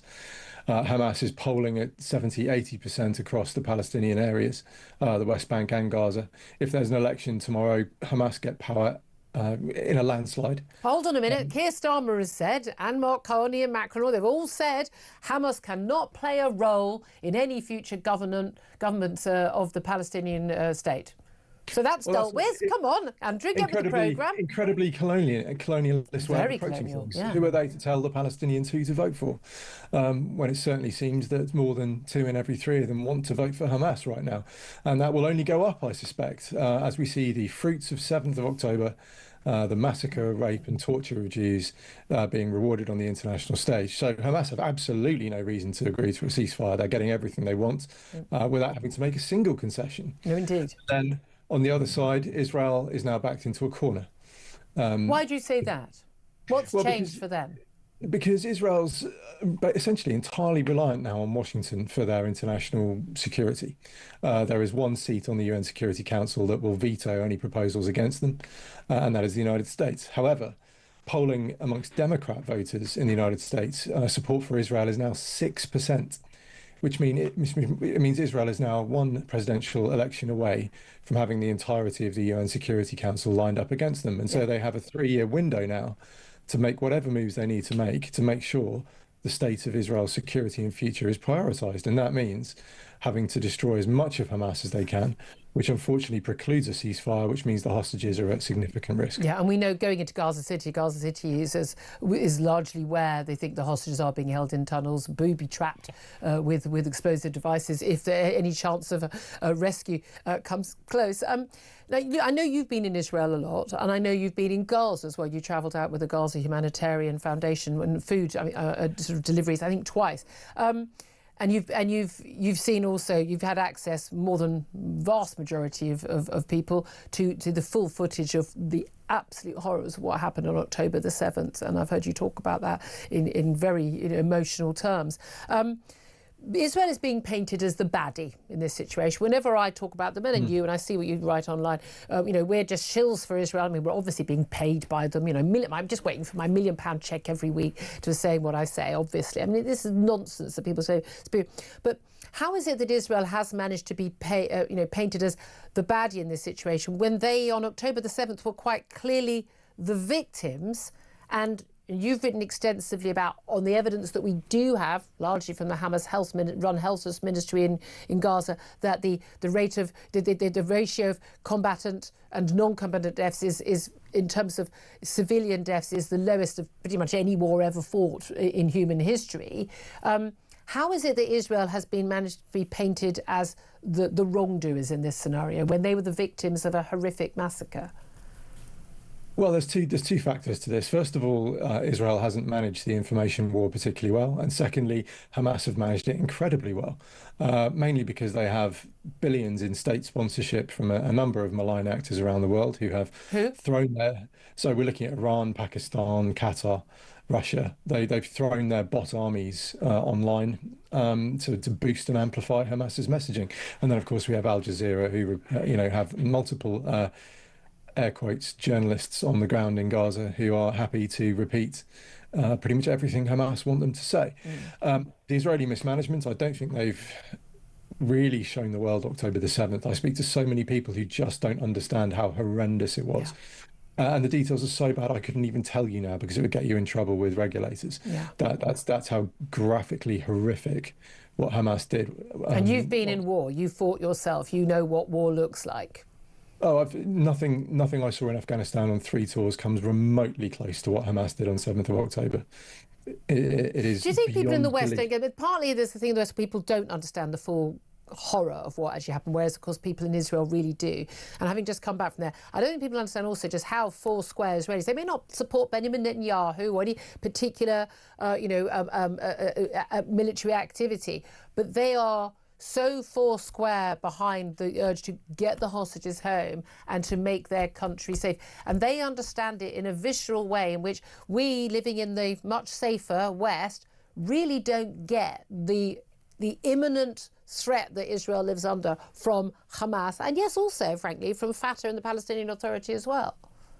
Yeah, absolutely. And I think a lot of people don't understand that the gentleman that Keir Starmer was shaking hands with just a week or so ago, Abu Mazen or Mahmoud Abbas, depending on which name you want to use, has a PhD in Holocaust denial. His government pays Palestinian prisoners in jail. He pays their families if they have murdered Israelis or Jews. Yeah. And the families get a pension if their member of the family dies. Exactly so. It's called pay for slay, and people can Google that if they want more detail. But hold on a minute. Keir Starmer has said he's demanded no less, that the Palestinian Authority, run by Mahmoud Abbas, stops paying terrorists for killing Israelis. So that's he's dealt with that. Well, what they've done is they've just restructured it. So it still continues, but it's under a different name and a different payment mechanism, but they're still doing it. And the idea that these are a fair or legitimate partner for peace is a joke. They are one step below Hamas in terms of anti-Semitic, terrorist enabling horrors. And that is who Mr. Starmer has shaken hands with. This is the ambassador for who Labour MPs were taking selfies with yesterday.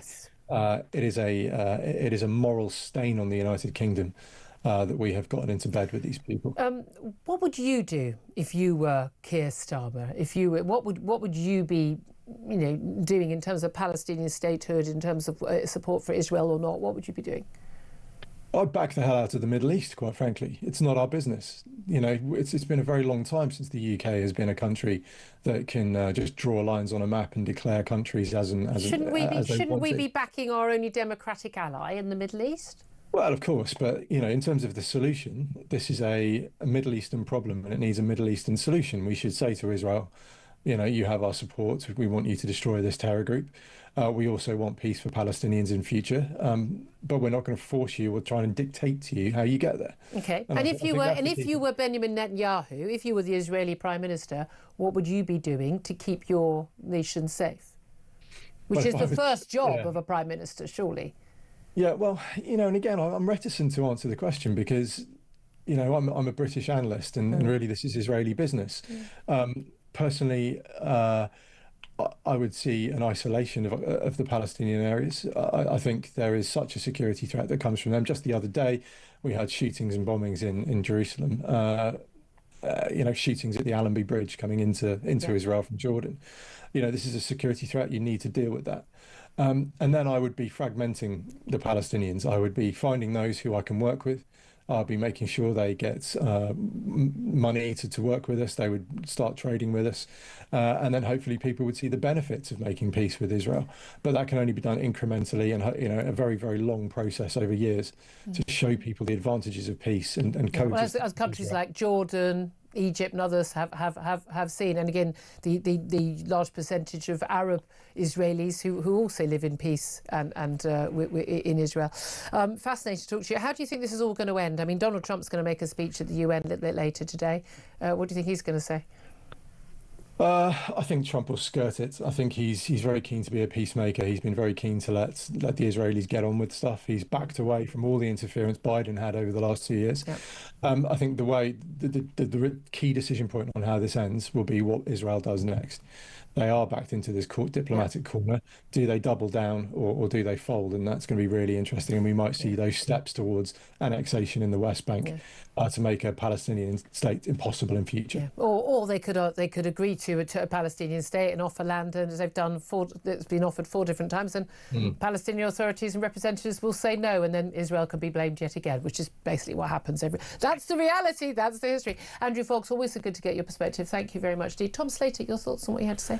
Well, I think it's just a reminder that this is built so much out of just the pomposity, the cant, the sense on the part of the British establishment that either it has a kind of role to play in drawing lines and sorting out the future, but also on the quiet recognising that this isn't really about Palestine. So much of the agitation on the left isn't actually about the Palestinian question. It's projected all kinds of other issues, dislike of the West, battles Not internally. Dislike of the West, hatred of the West. This is the kind of undergirding of it, and I think especially where Keir Starmer is concerned, it is fascinating, isn't it, that he comes into power and the primary job was to clean up Labour's reputation with British Jews. Is it any lower now than it was when Corbyn was in charge? It's probably about equal, and that's telling, isn't it? Empty vessel, utterly devoid of any philosophy, any ideology, any morality. That's the reality of our Prime Minister. 11:49 is the time. Up next, going to be talking about all those charities that are dumping Sarah Ferguson. Should they have dumped her before? And what was she doing? Write an apology letter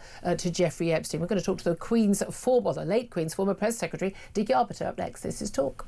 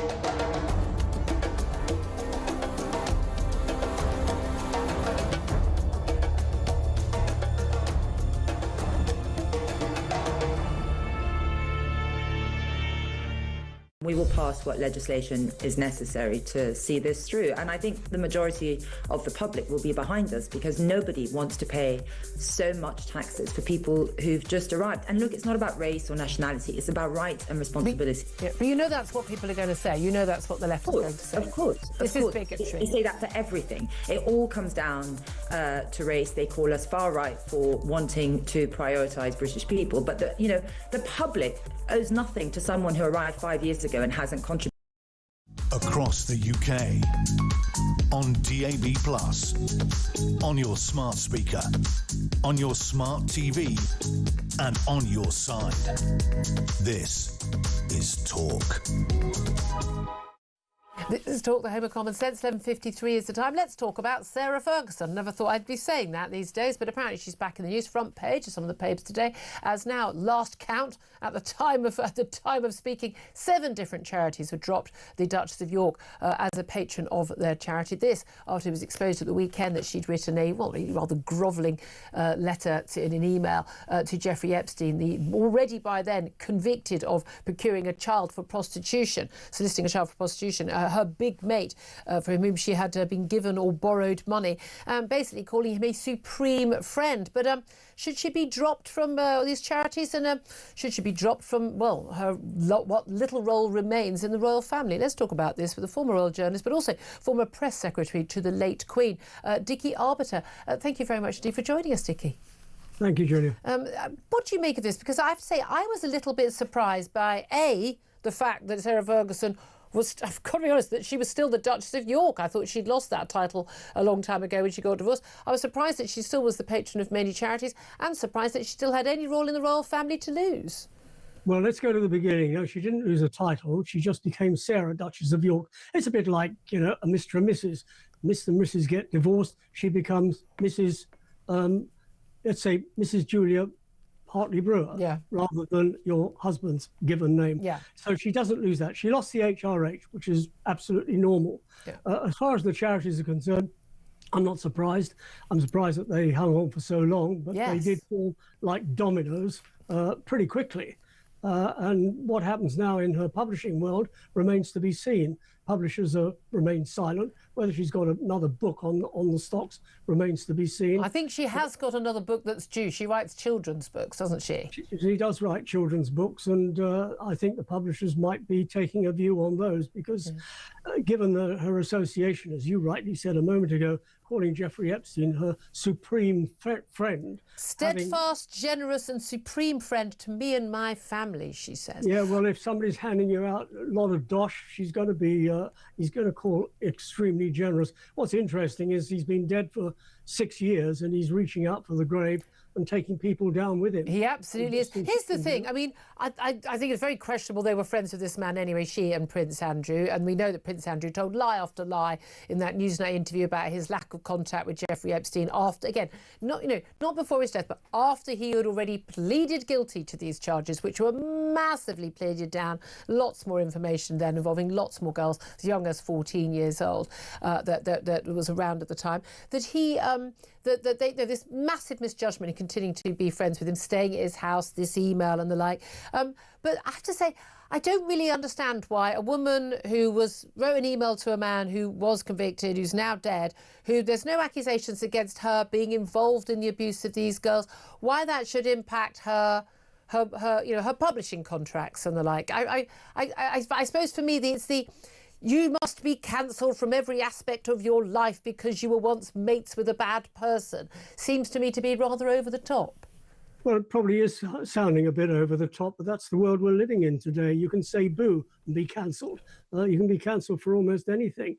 And I think really, quite frankly, it's Sarah and Andrew's association with Jeffrey Epstein, taking the shilling from Jeffrey Epstein, writing an email condemning him, and then a few weeks later, sending another email calling him supreme friend. It's the hypocrisy, isn't it? And again, hypocrisy. I mean, certainly, we know Sarah Ferguson and Prince Andrew still very close. She lives in the same house as him. They're very close. And the Prince Andrew, lied repeatedly about having no contact with him. Oh, I went to stay at his house for 4 days in New York and went for a lovely walk in Central Park where he was photographed to say, I can't have any contact with you anymore. I mean, no one else in the world breaks off a friendship that way.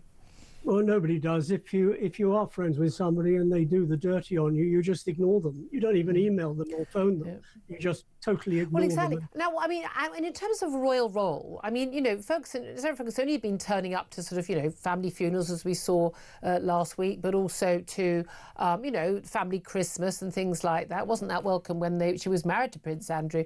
But how much of a role does she have, if any, that she can be removed? Hang on, I know your thoughts about the royal family. Let me just clear this one up. She doesn't have a role in the royal family. Yeah. She accompanied Andrew. As far as the Duchess of Kent was concerned, she was family. Andrew went to the funeral. The optics were not good, both of them turning up, walking through the front door. If they had any sense, unfortunately they don't, they would have gone in from a side door. Go to the funeral by all means. They wanted to be seen next to Prince William and the Princess of Wales, didn't they? Yeah, and you could see that he was very angry. He wasn't going to walk away because that would dignify Andrew's presence there. He was just going to put on a face, and he did a pretty good one at that too, and totally ignore him. But the optics were bad. They should have been there, or Andrew should have been there, because it's family, but gone in through another door. Lots of doors into the cathedral. Don't have to go to the front door. But Andrew clearly doesn't in any way accept that he's done anything wrong and wants to be back in the fold, doesn't he? We know, of course, we've got Virginia Giuffre, one of the victims of Jeffrey Epstein, who alleged that she had sex 3 times at the age of 17 with Prince Andrew when she was being trafficked by Jeffrey Epstein. She's committed suicide. Her posthumous memoirs are going to be published in a couple of months' time. We may see more revelations coming out then. How damaging could they be? I think they will be damaging. She's obviously got a lot of material. She wouldn't have written the book unless she had it. And the book comes out, when does it come out? 21st of October. So it's not far away, 3 weeks away. And I think, quite frankly, that both Yorks, Mr. and Mrs. York, should hunker down at Royal Lodge and not be seen anywhere, not even him going riding. I think we would all support that. Dickie Arbiter, former press secretary to the late Queen Elizabeth, thank you so much for joining us. I'm sure he has so much more to tell, but it's too dignified to do it. It's coming up to the top of the hour. Coming up, we are going to be talking to Lord Craig McKinley. We'll talk about reforms, new policies, plenty more besides. Stay tuned. This is Talk.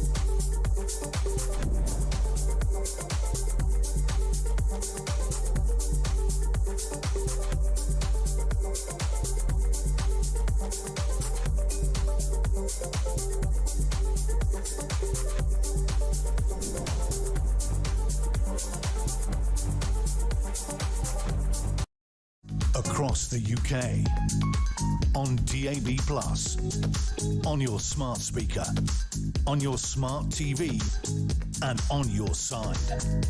This is Talk.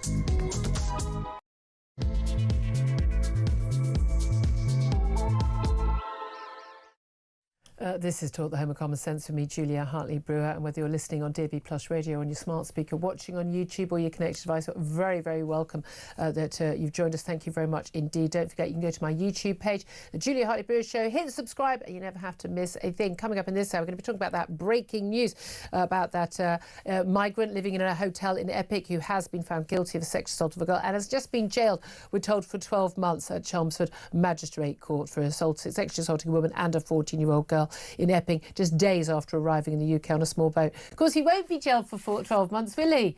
He'll be jailed for a fraction of that. That's an absolute nonsense, another lie told by our courts, told by our media about how long people actually get sentenced for. We'll talk about that up next. I also could talk to some residents of Epping about that coming up in the next half hour as well. Plus, we're going to be talking about Nigel Farage and his big pledge yesterday to ban foreign nationals from claiming benefits and scrapping permanent residency rights, that indefinite leave to remain that currently you just have to be in the country for 5 years for. He says he wants to better language skills and indeed a higher income threshold for people to be allowed to stay permanently in this country. He wants to save Britain, he says, from bankruptcy, and says that Britain is not the world's food bank. Going to be a few issues over though EU residents, Irish residents and others. What will they be entitled to? We'll talk about that coming up in a moment. Plus, Donald Trump has urged pregnant women not to take paracetamol over claims that it is linked to autism in children and is responsible for the huge increase in diagnoses. There is no scientific evidence suggesting a link. Wes Streeting, the Health Secretary here, fresh from watching a flag being hoisted at the new Palestinian embassy in London, because that's the sort of thing that apparently the sensible people in Labour do these days. Thanks, Wes Streeting, for that.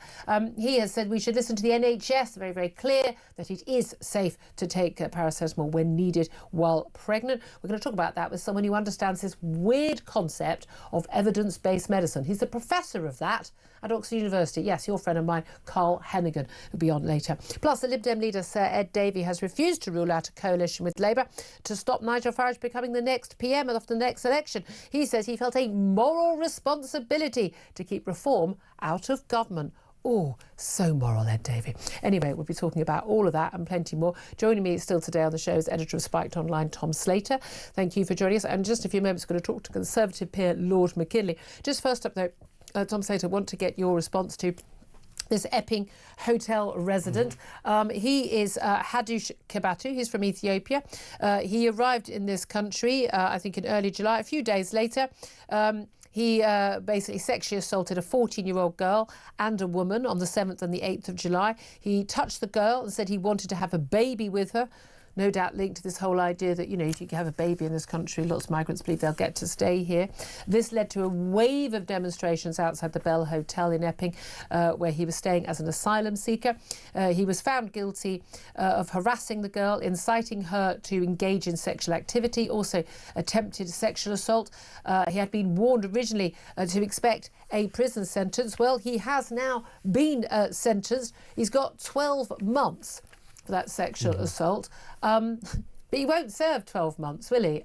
He claimed apparently in court that he wasn't sure, he wasn't really aware of what was allowed in this country, despite the fact in Ethiopia the age of consent is 18. So exactly the same as this country, and a 14-year-old is clearly a child. I know, I mean, it's completely despicable, disgusting, and if anything, it's kind of making the protesters' point for them, isn't it? If you've got a lot of people wandering around who either don't know or at least will happily claim not to know that it's not acceptable to sexually assault a 14-year-old girl. If you don't know, we don't want you here. Exactly, and this is another milestone in the whole, you know, battle over that Epping hotel, which, by the way, isn't limited to this one particular case. There was a string of them. Several months ago now, there was a resident of the Bell Hotel who was arrested on suspicion, again it's all alleged, of burning down one migrant hotel and trying to burn down the Bell itself. There was also the case that we've been talking about. Also, even after the Eritrean gentleman came to public consciousness, there was also a Syrian national who was arrested on suspicion of sexual assault, it seems, within the hotel itself. So this whole grim story has vindicated the residents and the protesters, frankly, who said that you cannot put unchecked men in a community. There are 5 schools in the nearby area there, because there will be a non-negligible portion of them who will be, to put it lightly, up to no good. So it's they come from countries where, I mean, they're already committing a crime by coming into the countries where they've come, and they come largely from countries, asylum seekers, countries like Afghanistan, Ethiopia, Syria, where they have a very different attitude to women's rights. And also simple as that. And even aside from the very important cultural dimension to this, it's also the fact that a lot of the time people who are very keen to get out of one country and enter another are fleeing charges in other countries. Yes, they were oppressed in their home country, but sometimes because they had just run into the law, because they might have been, you know, a criminal, a terrorist, what have you. There is this will about this particular issue, which I find absolutely bizarre, despite the fact that we have had so many cases, not just of sexual offences, of people who turned out to actually be fully fledged terrorists coming into the country and inflicting that harm on citizens. It's not... Obviously, illegal migration is a problem in general. People should not be allowed to illegally cross a border. But you don't even have to tar all of the people in that hotel with the same brush to recognise that this is a problem. The residents saw that instantly. How big a risk do we think we're willing to take with our young people? Absolutely. It's just outrageous. Well, look, let's get the thoughts.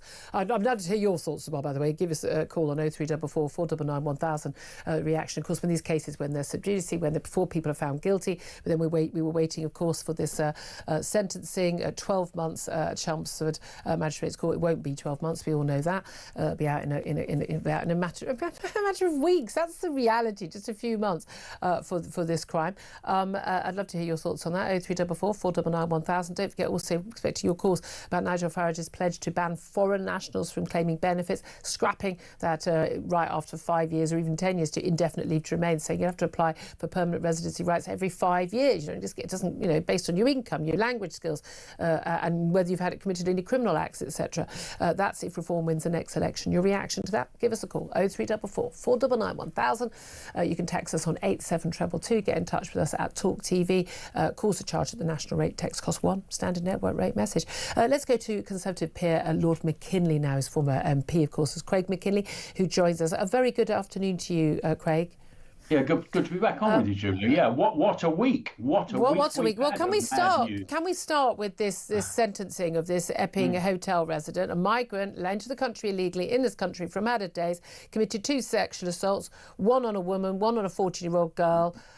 He was convicted a few days back, and now he's been sentenced 12 months. He won't serve 12 months. It'll be a fraction of that. Your lot in power saw they didn't build any more prisons. People get out. What, he will serve, what, a third of that? He'll serve 3 months, 4 months of that, max. I mean, what's your reaction? Well, it's probably worse than 3 months because he's been on remand for a bit, so that will count towards his sentence. He could be out probably in about 6 weeks. So anyway, let's stop that annoyance. It has completely vindicated those who were protesting outside the Bell Hotel in Epping. They were the ones that were derided, they were abused, they were told they're right-wing bigots. They had the renter mob. I don't know what the start of their chant is, but it always seems to end up with la, la, la, refugees are welcome here. Well, I tell you who doesn't think they're very welcome. It's that 14-year-old girl. It's that 14-year-old girl's family. I mean, it highlights, I think without the demonstrations at Epping, I doubt would have even seen what this case was all about. Yep. And I'm afraid this isn't isolated. This is happening all over the place because many of these completely undocumented men from countries that, as you said earlier, rather kindly, I thought, do not have the same standard of equality towards women that we enjoy here. Far from it. Women are treated abominably. They have almost no status. These are misogynistic cultures. They're property. Well, exactly, property to please us with as you like, and by definition, a girl who's not covered up would certainly be not wearing a shroud would absolutely be seen as the Pakistani grooming gang saw them as fodder. And I'm afraid some of these cultures think that yes, a girl that is not covered up is deemed to be sort of fair game and there to be abused. But anyway, all of that aside, I think this highlights very clearly the problem we're facing, and thank heavens for those protesters to actually start this ball rolling a bit. And I'm feeling it's not a very happy country. I have to say, Julia, I've never seen this country so unhappy across many measures. But isn't it a good thing that unhappiness is being shown in peaceful protests. And frankly, whether it is, mums and children out on the streets in Epping or Canary Wharf or anywhere else, or indeed, Tommy Robinson's march, which again it was, 99.9% peaceful. I know people really surprised me. That they were at that march. And, I don't want to be associated with anything Tommy Robinson does, but people going, I don't care. I want to go and show, my belief in this country. Isn't it a good thing that people feel they can now talk about this stuff and that the media are talking about this stuff? The shifting, we talked a lot about the Overton window, so the shifting of the Overton window, so that people are actually talking about this stuff and people are allowed to say they're unhappy about it without everyone just shouting bigot at them, and something's going to possibly maybe one day be done about it. Isn't that a good thing? Well, you hope the politicians of the day, the government, will listen. I know Mahmood, the new Home Secretary, seems to be talking tough on these things. They're talking about some restrictions of ILR. So are they going to do it? Well, I very much doubt it. Do you? Yeah. But I think the dial has changed, and that's got to be a good thing. You mentioned the rally in London. I thought it was a shame that Tommy was at the head of that, because I think you might have had 2 or 3 times as many people turn up if he wasn't. And some of the speakers said outrageous things. Including me. I might have gone if Tommy hadn't. I would have, But, it's good that people are actually talking about these things. I rather like that we're having the flags up. I'm not one for this sort of massive overt display of patriotism. I don't think Britain needs to do that, never has. But you know what each and one of these are? These are like a little line in the sand and say, no more, I've had enough, and I'm staking the claim on my land. And I've never seen Britain like this. So that's number one that's changed. And I think number two, and I have to say that Nigel's hit he's feeling the pulse, and he's using his abilities. Benefits is another issue that I don't think I've ever seen people so annoyed. The people that work for me in the accountancy practice I'm involved with still, they're saying, well, we get up every day, we come to work, we're struggling, we're buying our own car, and here I've got a neighbour that does nothing. He's got a free mobility car, and he's smoking and having and particularly galling when it's a foreign national. What do you make of the announcement from Nigel Farage yesterday of limiting benefits to people who've come from abroad? Well, funny enough, I've been saying for many years to my Conservative colleagues while we were all sitting together as MPs, why do we have an ILR system at all? Indefinite leave to remain. Why don't we have rolling work visas? And when the work runs out, the people go home. Where on earth this entitlement to stay forever after just 5 years came from? I haven't looked into where this started, but it probably happened on Tony Blair's watch, as many of these ridiculous and again, things. It would probably have involved very small numbers in previous, well, that's the difference. Yes, previous of course. decades. I'd have been annoyed about it then, but you're right. When the numbers coming in each year were only 20, 30,000 and rather more manageable, it was sort of a very small bit of background noise, but it's no longer background noise. This is very much in every town and community that's happening. Nigel said one thing, it was quite mild, I thought, for Nigel. We're not the world's food bank. I'd actually extend that to say we're not the world's health service either. And the amount of money uncollected from, not necessarily people who are here on a visa, just people who are here on holiday without holiday insurance. It seems the NHS just doesn't. I don't know why we allow anyone to pass through passport control without showing proof of private health insurance. I've said this to people who wanted to listen for years. I said, well, we ought to have a desk at immigration control. There you go. Say, have you got your health insurance for the term of your visit? No. Well, go over to the desk over there and buy some. And people say to me, well, that means fewer people will come. I'm like, I don't think we want people coming to this country who can't afford, 30 quid for health insurance for 2 weeks. Also, I'm afraid, we've got it embedded within the health service. You've got people who work in the health service say, oh, it's not for me to collect money. No. I won't want to do that. That's not my job. But just last year there was they calculated £250 million worth of uncollected. No, it's way beyond that. They have no idea how big it is. I can tell you, when I've last been in hospital, when I've last been in GP surgery, it's very rare that there's anyone who speaks English in the same room. And I'm sorry, I don't believe for a moment that any of these people should be entitled. Let me ask you just finally, Lib Dem leader Ed Davey, he's got his party conference at the moment. He's speaking this afternoon, but yesterday he said that it was his moral duty to to stop Nigel Farage becoming Prime Minister of this country. He hinted at, well, he certainly wouldn't rule out a coalition with Labour. I don't know if he'd do another coalition with the Tories. Didn't work out very well first time round for them. But what do you make of that claim? Well, of course, Ed is just so much more decent than the rest of us, isn't he? I hate to think if he ever got close to government, I mean, we'd have a marching band on every street rather than, I suppose. I think we'd all have to paddleboard every day. I thought that would be the rule. Or whatever. But, this is sanctimonious. This is, I don't care about what the public actually think. I know best for you. I'm nice and decent. And this, I'm afraid, smacks of what happens in France. You look at what happens in French elections. The public are very restive in France. If you think we're restive here, I think if we go to France, it's even worse. Yeah. But the establishment powers that be sort of get together and sort of cobble elections to say, oh, well, if you want to stop that lot, you better vote for us lot that none of us really want, but we managed to frighten you into voting something that you really don't want. I mean, that is the danger of coalition type government. Yeah. Okay. We'll see what happens. I don't think anyone's going to agree to anything in advance, but we'll see whether the Tories and Reform might end up doing it themselves. But there we are. We're going to have to leave it there. Time is against us. Lord McKinley, Conservative peer, thank you very much indeed for joining us.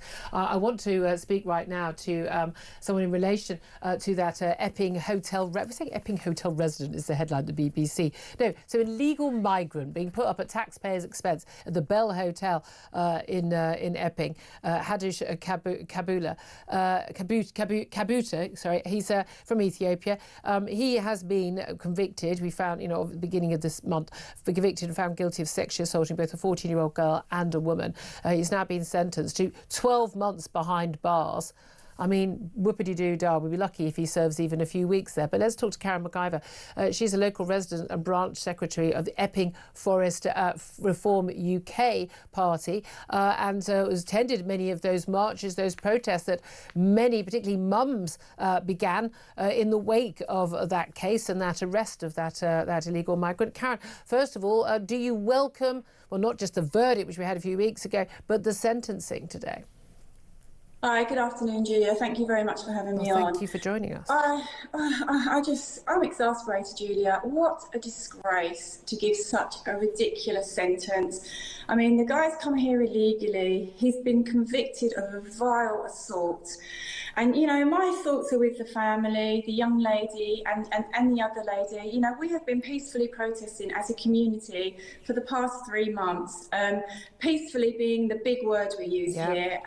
And I'm so, it's just an insult, isn't it? I mean, what do these people think they are doing to our country by giving such stupid sentences? Now, I assume this is the maximum sentence that he could be given because it's a magistrate's court. I've been hearing that on different channels. Yeah. Something I'm not a lawyer. But then it wasn't referred to Crown Court where he could be given. He touched a 14. He attempted to kiss the 14-year-old girl. He put his hand on her thigh, asked her to kiss another child in front of him. And when a woman intervened, he placed his hand on her thigh. When she said it made her feel shocked and uncomfortable, and she called the police. I mean, God knows what he might have done if someone didn't intervene. That's the reality. I tell you what, if he put his hand on my daughter when she was 14-year-old's thigh, been a very different outcome. He needs to be deported, Julia. He's here illegally. There's nothing else to say. He's here illegally. He needs to go. He shouldn't be here. He's come here and he's done that within. I think it was like. Well, he's done it within days, exactly. Do you know if he has been held on remand or not? No, I don't know. Because that's the thing, I can't find any information on that. And again, should this information not be in the public realm? Because we need to know whether he's safe or not. But if he has been held on remand, then he will. I mean, if he's been given a year's sentence, you'd be out after just a third of it anyway. I mean, he'll be in prison for a matter of weeks max. It's disgusting, and our legal system, the people in charge should literally be ashamed of themselves. They are not protecting British people, and this has been very much highlighted, and the British people have got behind us in Epping, and this sends shockwaves because it is such a poor outcome. It needs to be reviewed. He needs to be deported, and let's just think of this lovely family, and that's what we're thinking of. We protest every week, twice a week actually. We've been consistently protesting, and we will continue to protest until that hotel is shut. It's full of but here's the thing. Lord McKinley, a Conservative peer, he said it vindicated those protests, you say those peaceful protests, and they've gone on in many other parts of the country as well. I'm wondering if there hadn't been protests, whether this would have even gone to court, actually. I wonder if this would have just quietly disappeared, this case. You wonder what else is going on that we don't know about. But, Julia, we know about this. This has happened. This is disgusting. We are protesting peacefully week in, week out until that hotel is shut. This guy, whoever's done this sentence and whoever the legal team that are representing him, who are these people? Everyone, we have a judicial system. I don't care if someone's a mass murderer, they deserve to have a fair trial. Fair trials are good for everybody. It could happen to us one day. So, it's important we all get a trial. Here's my question to you, though. You want the asylum hotel, the migrant hotel, to be closed. I've got one 10-minute walk from my house that I've only discovered since these protests started. I found a website which showed me where they all were and was able to identify it. So here's the thing. So you get that hotel closed. These people aren't going to be deported anytime soon. They're not going to be going off on that one in, one out thing. No, France isn't going to accept these people. So where do you want these people to go? I mean, I know you and I both want them out of the country. They're not going to be out of the country. Isn't it better? So they're in that hotel, even at great cost to us, and we know where they are. So you can warn your children, don't go near, rather than in a house next door? I don't agree with that, because it's next to a secondary school, and this is the point that we're making week in and week out. The hotel is inappropriately next to a secondary school. Therein is the problem. It's in the completely inappropriate place. It's been closed before, Julia, because it's inappropriate. It shouldn't have been reopened. And as we've said many times, the local council, led by Conservatives, have let us down big time. They shouldn't have allowed it to reopen. They should have fought for us sooner. And had they fought for us sooner, who knows? These incidents may not have happened, but the fact is they have happened, and unfortunately, the sentencing is shameful. It's embarrassing. The guy's been found guilty, and they're making us like a laughing stock, and it's ridiculous. But you know what? I'm so proud of our community, and we will continue to protest until that hotel is shut. We will not stop. Well, I mean, all credit to you. And you say peaceful protests, local communities. You've been painted every word under the sun by people claiming, he's awful big.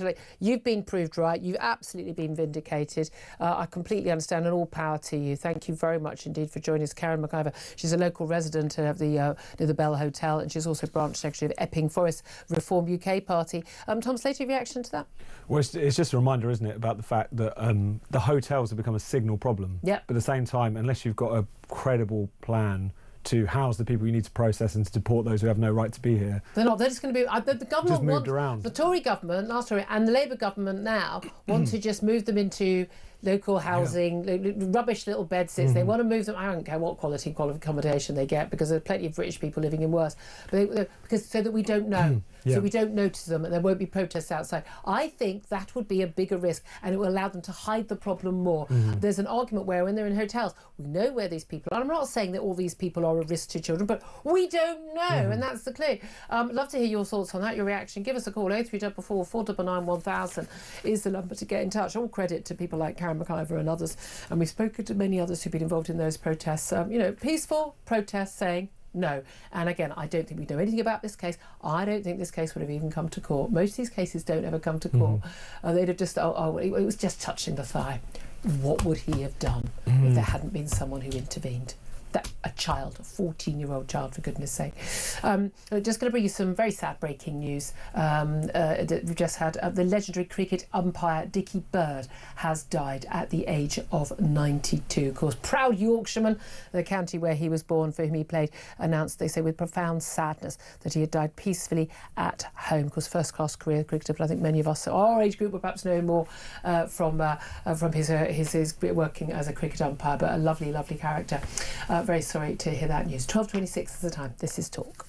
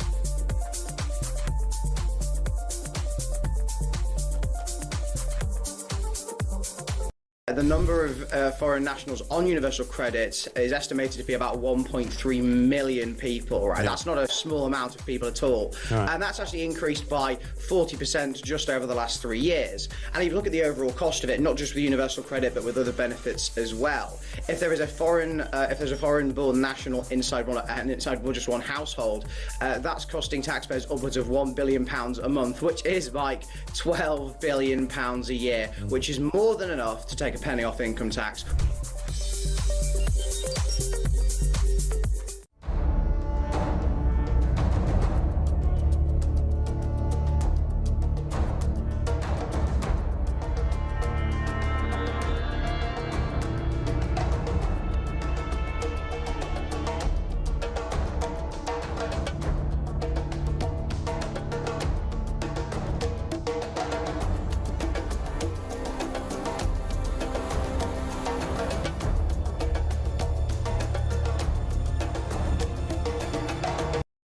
Across the UK, on DAB+, on your smart speaker, on your smart TV, and on your side.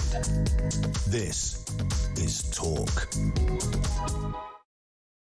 This is Talk, the Home of Common Sense, with me, Julia Hartley-Brewer. Thank you very much indeed for your company. 12:29 is the time. Just a reminder of that breaking news that the asylum seeker, illegal migrant, Hadoush Kabati, a 38-year-old, who has already been convicted of a sexual assault on a 14-year-old girl in Epping, in Essex, just days after arriving in the UK on a small boat, also sexually assaulting a woman as well. He has been jailed in the last hour or so for 12 months, just 12 months. It'll serve a matter of weeks. Massive, just absurd sentence. But of course, already an illegal migrant. So, should we deport him? Well, where to? Because we can't seem to deport anyone, can we? He's from Ethiopia. I don't know, part of that one in, one out to France. Who do we get in return? Your reaction to that, give us a call, 0344 499 1000. Is the number to call. Love to hear your thoughts on that. You get in touch. Also, asking for your thoughts on where we are in terms of Nigel Farage's ban on foreign nationals from claiming benefits and indefinite leave to remain. And, of course, the ongoing story about the recognition of a Palestinian state. Robert is on the line. He is in Hertfordshire. Robert, what do you want to talk about? Good afternoon, Julia. I'm a bit angry regarding Starmer recognising Palestine as a state. I'm angry that I've got a globalist as a Prime Minister instead of having a patriot. Okay? Yep. Now, he's definitely done this to appease the Muslims in his country. Now, I've done some research. The Muslims only make up 6% of the population. Yeah, our children are being fed halal meat without us knowing. I mean, it's all... In many schools, certainly in prisons, that's now sort of the norm. I mean, I find that utterly extraordinary, I have to say. I think there's the cruelty involved in halal meat. I don't even think it should be legal, frankly. Well, it's about a choice. I mean, it seems like you're not getting a choice. But going back to what I was saying about, he's a globalist. Okay, you never see him in this country. He's a globalist. We are on the rocks. We need a patriot. I'm not saying that Nigel Farage is the man, although I'm a member of Reform, but unless he gets all these, radical lawyers sorted out, I mean, when you think of it, the country is being led by the left wing. How this has happened in the last few years, I'll never know, because Corbyn got a good idea at the elections, and they sort of. And now they control everything. They control the NHS, they control the transport unions, they control the colleges and the universities and the schools. And I really don't know how it's come to it. But what I want to ask you a question. I want to ask you to explain this proposed blasphemy law to me. Okay. Well, I mean, the Prime Minister didn't rule it out. That's the worry, but there isn't actually one currently. But that's going to be a concern in terms of people being able to quite rightly criticise any darn well religion they want to criticise. Well, look, I'm an ordinary Joe. Okay, you can tell by my accent I'm an ordinary Joe. Now, I don't recognise Islam as a religion. They're an ideology. Well, okay? I mean, there's political Islam, which is an ideology, but Islam is a religion.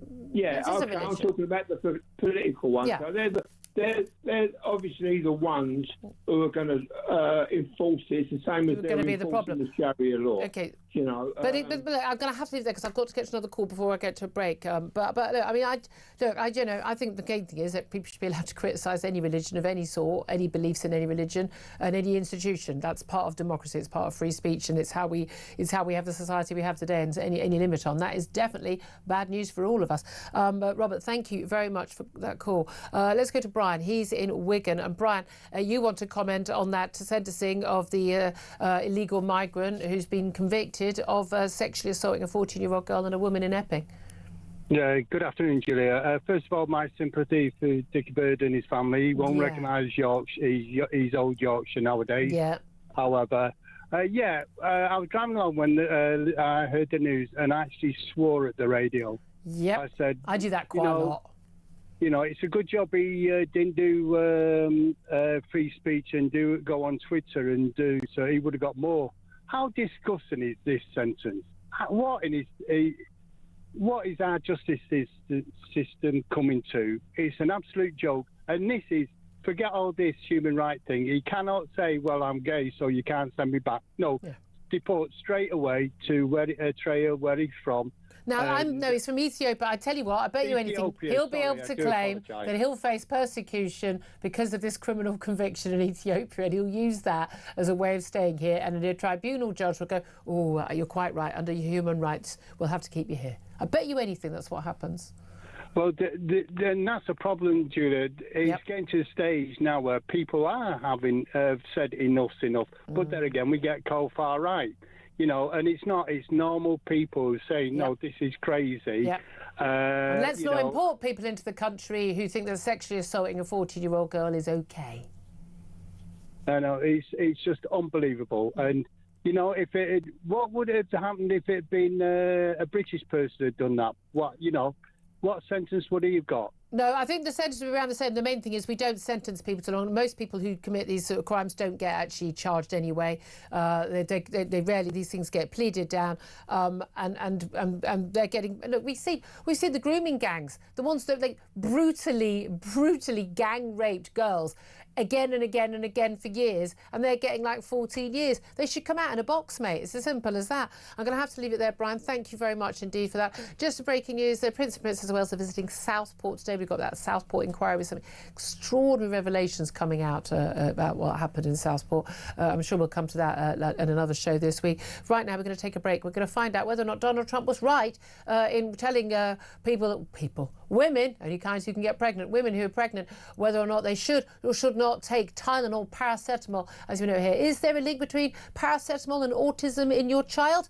We'll ask Carl Hennigan, the professor of, I know this is old-fashioned, evidence-based medicine at Oxford University. This is Talk. We are the home of common sense.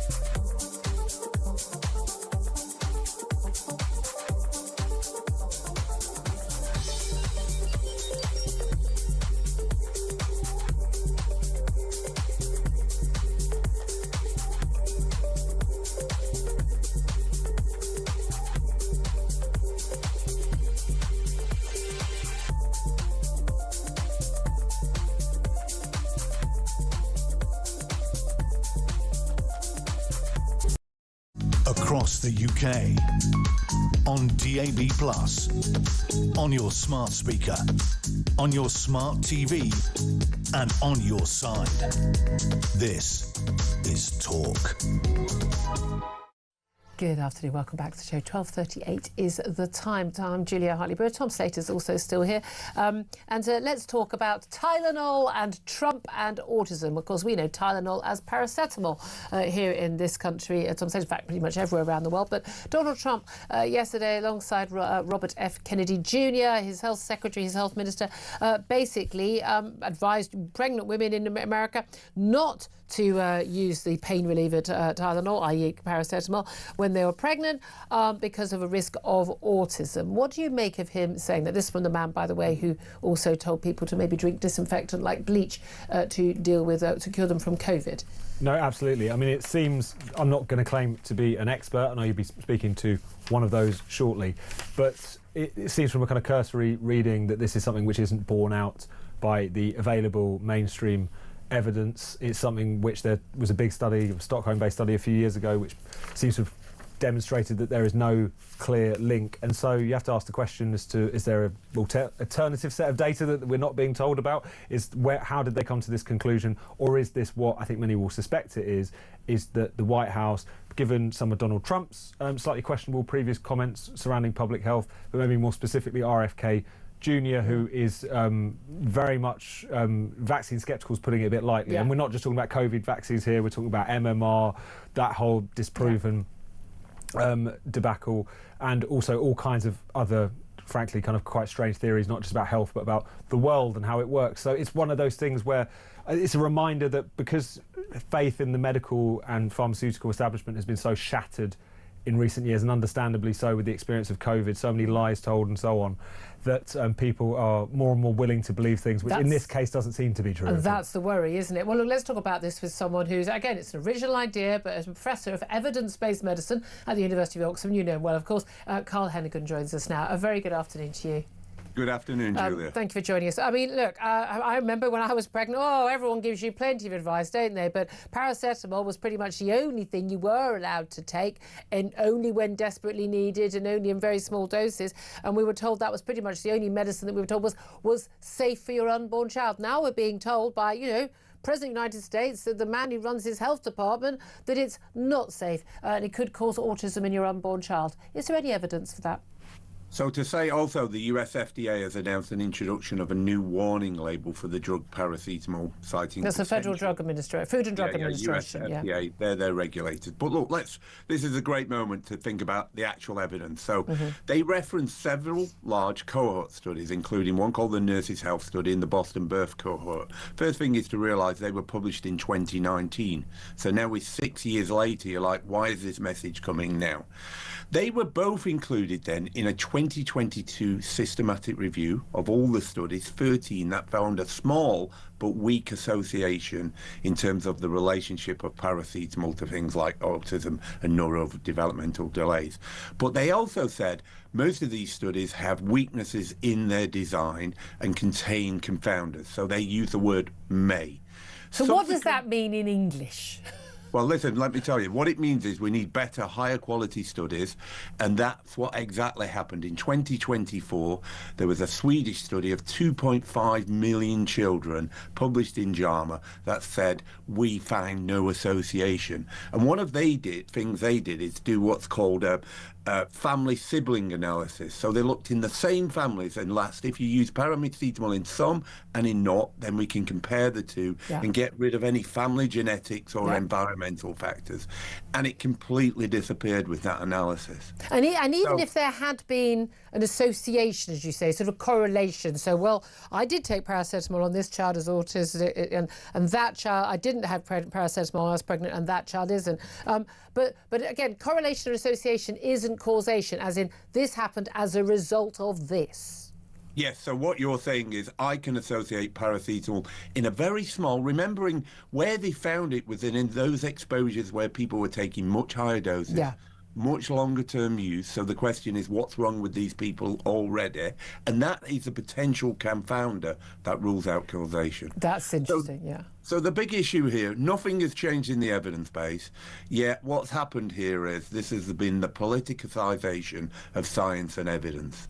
Trump and RFK Jr., I think, are trying to distract, trying to say somehow we have all the answers, when actually the problem here is paracetamol remains the only over-the-counter medicine you can take.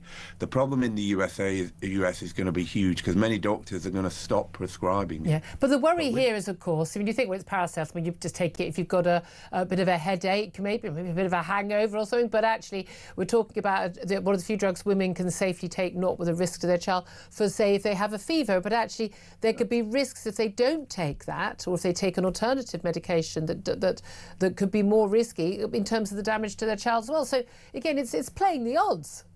Yes, I think, look, when it comes to pregnancy and prescribing, it's one of the areas, and I teach this, is I always go and check my formula and check, is it okay to give this drug? What's the advice? Certainly there are alternatives that actually are contraindicated, like aspirin, ibuprofen. Yeah. They're no-nos. So the problem here is you're right. If you have you're in pain, but you have a fever, that carries risks.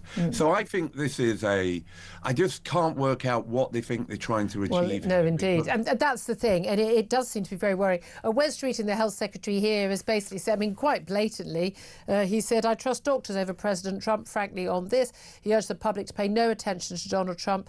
He said, there's no evidence to link the use of paracetamol by pregnant women to autism in their children. None. And he mentioned that 2024 study in Sweden. And he says, don't take my word for it. As a politician, listen to British doctors, British scientists, the NHS. Here's the problem, though. I know we have people like Andrew Wakefield, who was an absolute liar and a grifter. I mean, made up a study to pretend there was a link between MMR and autism. I mean, lost his GMC licence, and quite rightly so. But we've also had in recent years some, you know, basically the medical and scientific establishment throwing away their integrity and the trust that many of us had in them. People like me, I'm the daughter of a doctor, for goodness sake. When the chief medical officer and the chief health advisor to the prime minister were on, you know, on those podiums ahead of, you know, COVID lockdowns and told us things, I trusted them, because why wouldn't they be telling me the truth?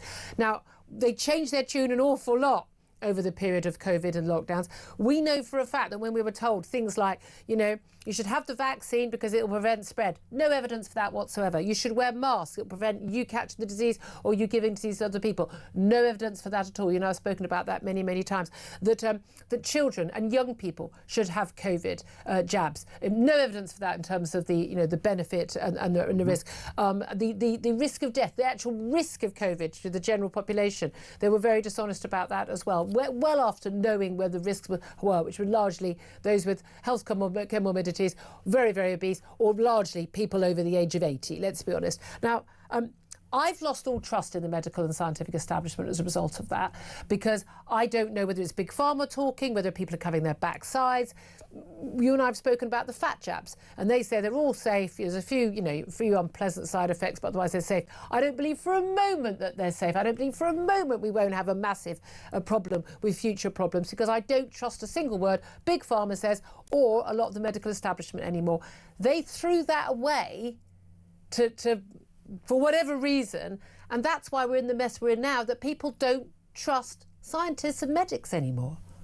So, first thing is to say it's not often I agree with Wes Streeting, but this time I do.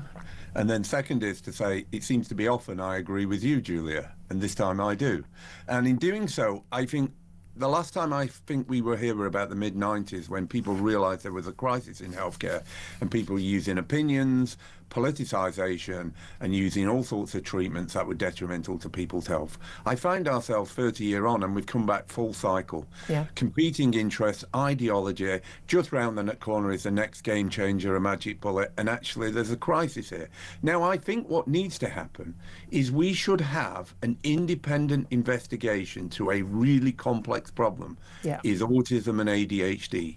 Are there factors that cause this? Well, we know there are some things, like sodium valproate in pregnancy, which has been literally banned, doubles the risk of autism. So there are established environmental or drug. But isn't there also the fact that they've given a much broader definition of what autism is, and therefore more people in that category, but also there's far more diagnosis, whereas the actual number and percentage of the population who are being diagnosed with the most severe autism, the ones that would have been diagnosed 30 years ago as well as today, they haven't gone up as a percentage, which shows that it's about it being diagnosed in a different way. Correct. Rather than more people having autism.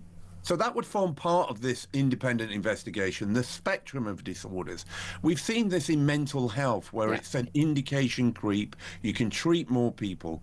And in mental health, when you see somebody with clinical depression, you're like, oh my gosh, I can't believe, is there anybody in there? It's the same with autism when you see a child who can't speak, literally, compared to spectrum disorders, where you see, my gosh, this person's a leading worldwide personality. So I think this issue of indication creep is huge in where we are. Now, I tell you one thing I saw the other day is a study coming out of Sweden, was the de-diagnosis of people with ADHD from childhood. And why was that? Because they're saying it's limited me. I want to go into places like the armed forces. And they're saying, well, you can't come in if you've got this stuff. I don't want a label. Yes, so remember, labels come not just with things that might you think you benefit, they'll come with long-term consequences and harm. But also you do get the extra hour in each of your exams at GCSE, and an awful lot of parents quite like that. I'm sorry, but that's what's going on for me when I see a lot of the time. So good to talk to you. We could do this for half an hour. Carl Hennigan, Professor of Evidence-Based Medicine at the University of Oxford, thank you very much indeed. Very rare. We're both in agreement with Westminster eating. Ignore this. But don't take paracetamol unless you really need it. It's just that simple, isn't it? 12:49 is the time. Up next, going to go live to the Lib Dem Party conference in Bournemouth. We're going to talk to Christine Jardine about the moral duty of Lib Dems to prevent reform from taking power. This is Talk, the Home of Common Sense.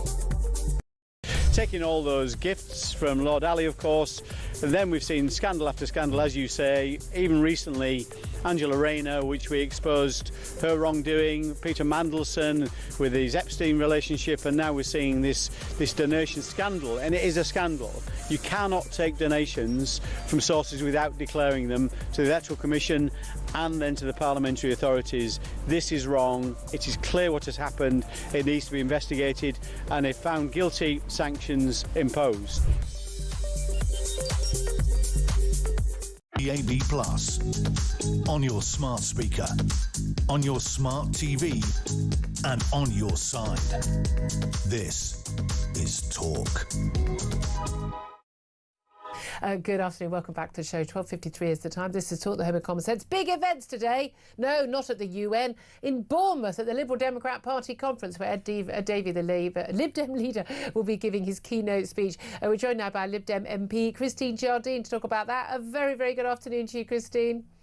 Good afternoon, Julia. It's lovely here in the sun. I was going to say, lovely. Try and get down. It's beautiful. Lovely sunshine there by the seaside. Looks very nice.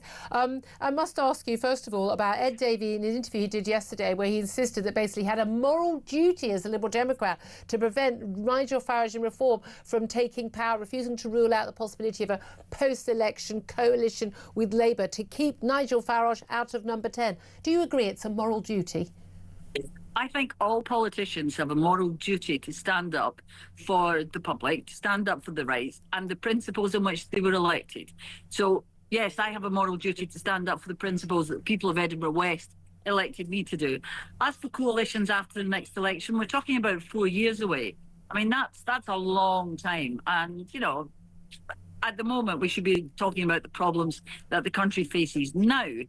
Well, isn't that what Nigel Farage is doing? And yet Ed Davey says that, you know, he's just trying to be like Donald Trump and he doesn't think it's what the country needs and it's his duty to keep, you know, quote, you know, the far-right Nigel Farage out of office. Do you agree with that? Yes or no? It's a simple question.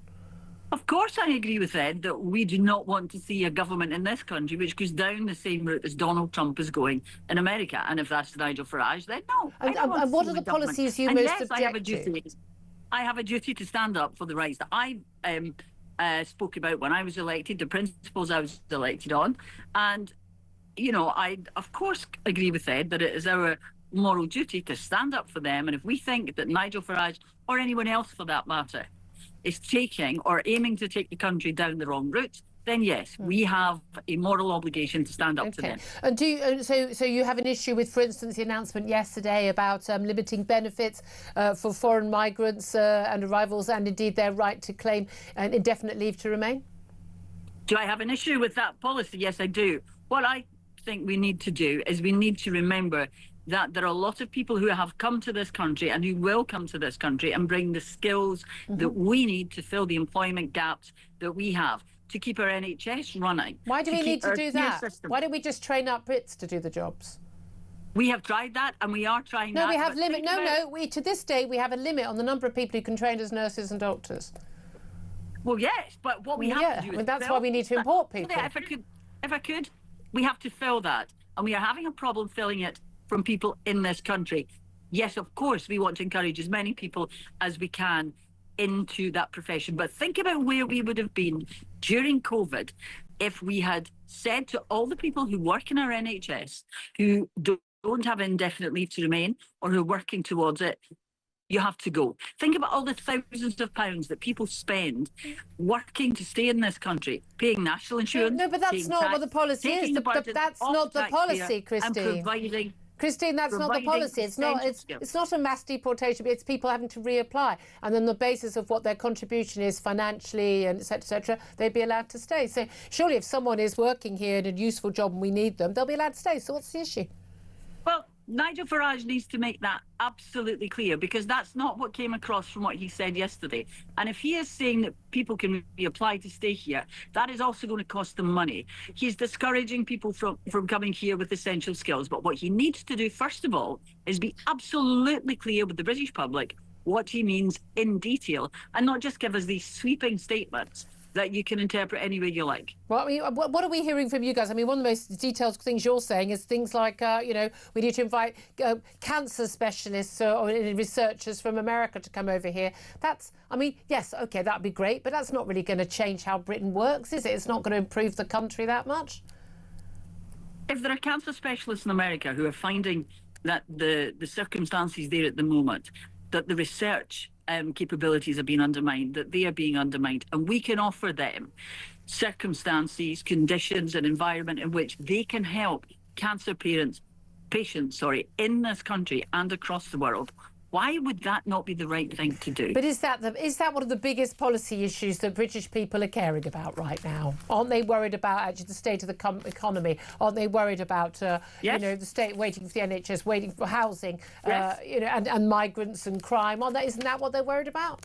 Yes, they're worried about those things, but they're worried about the impossibly long waiting times for cancer treatment, and they're worried about research potentially stalling if cancer scientists in America feel that they can't do it. Because I don't think we just have one concern ever about the country. No, it's fair not enough. just one thing. One final, very quick quick question, Christine, because I'm rapidly running out of time. Apologies for that. Do you think that Ed Davey could be the next Prime Minister of this country? Of course he could. There you are. That was a short answer. We'll wait and see. We'll wait and see. Christine, I'll come back again. We've got a bit long.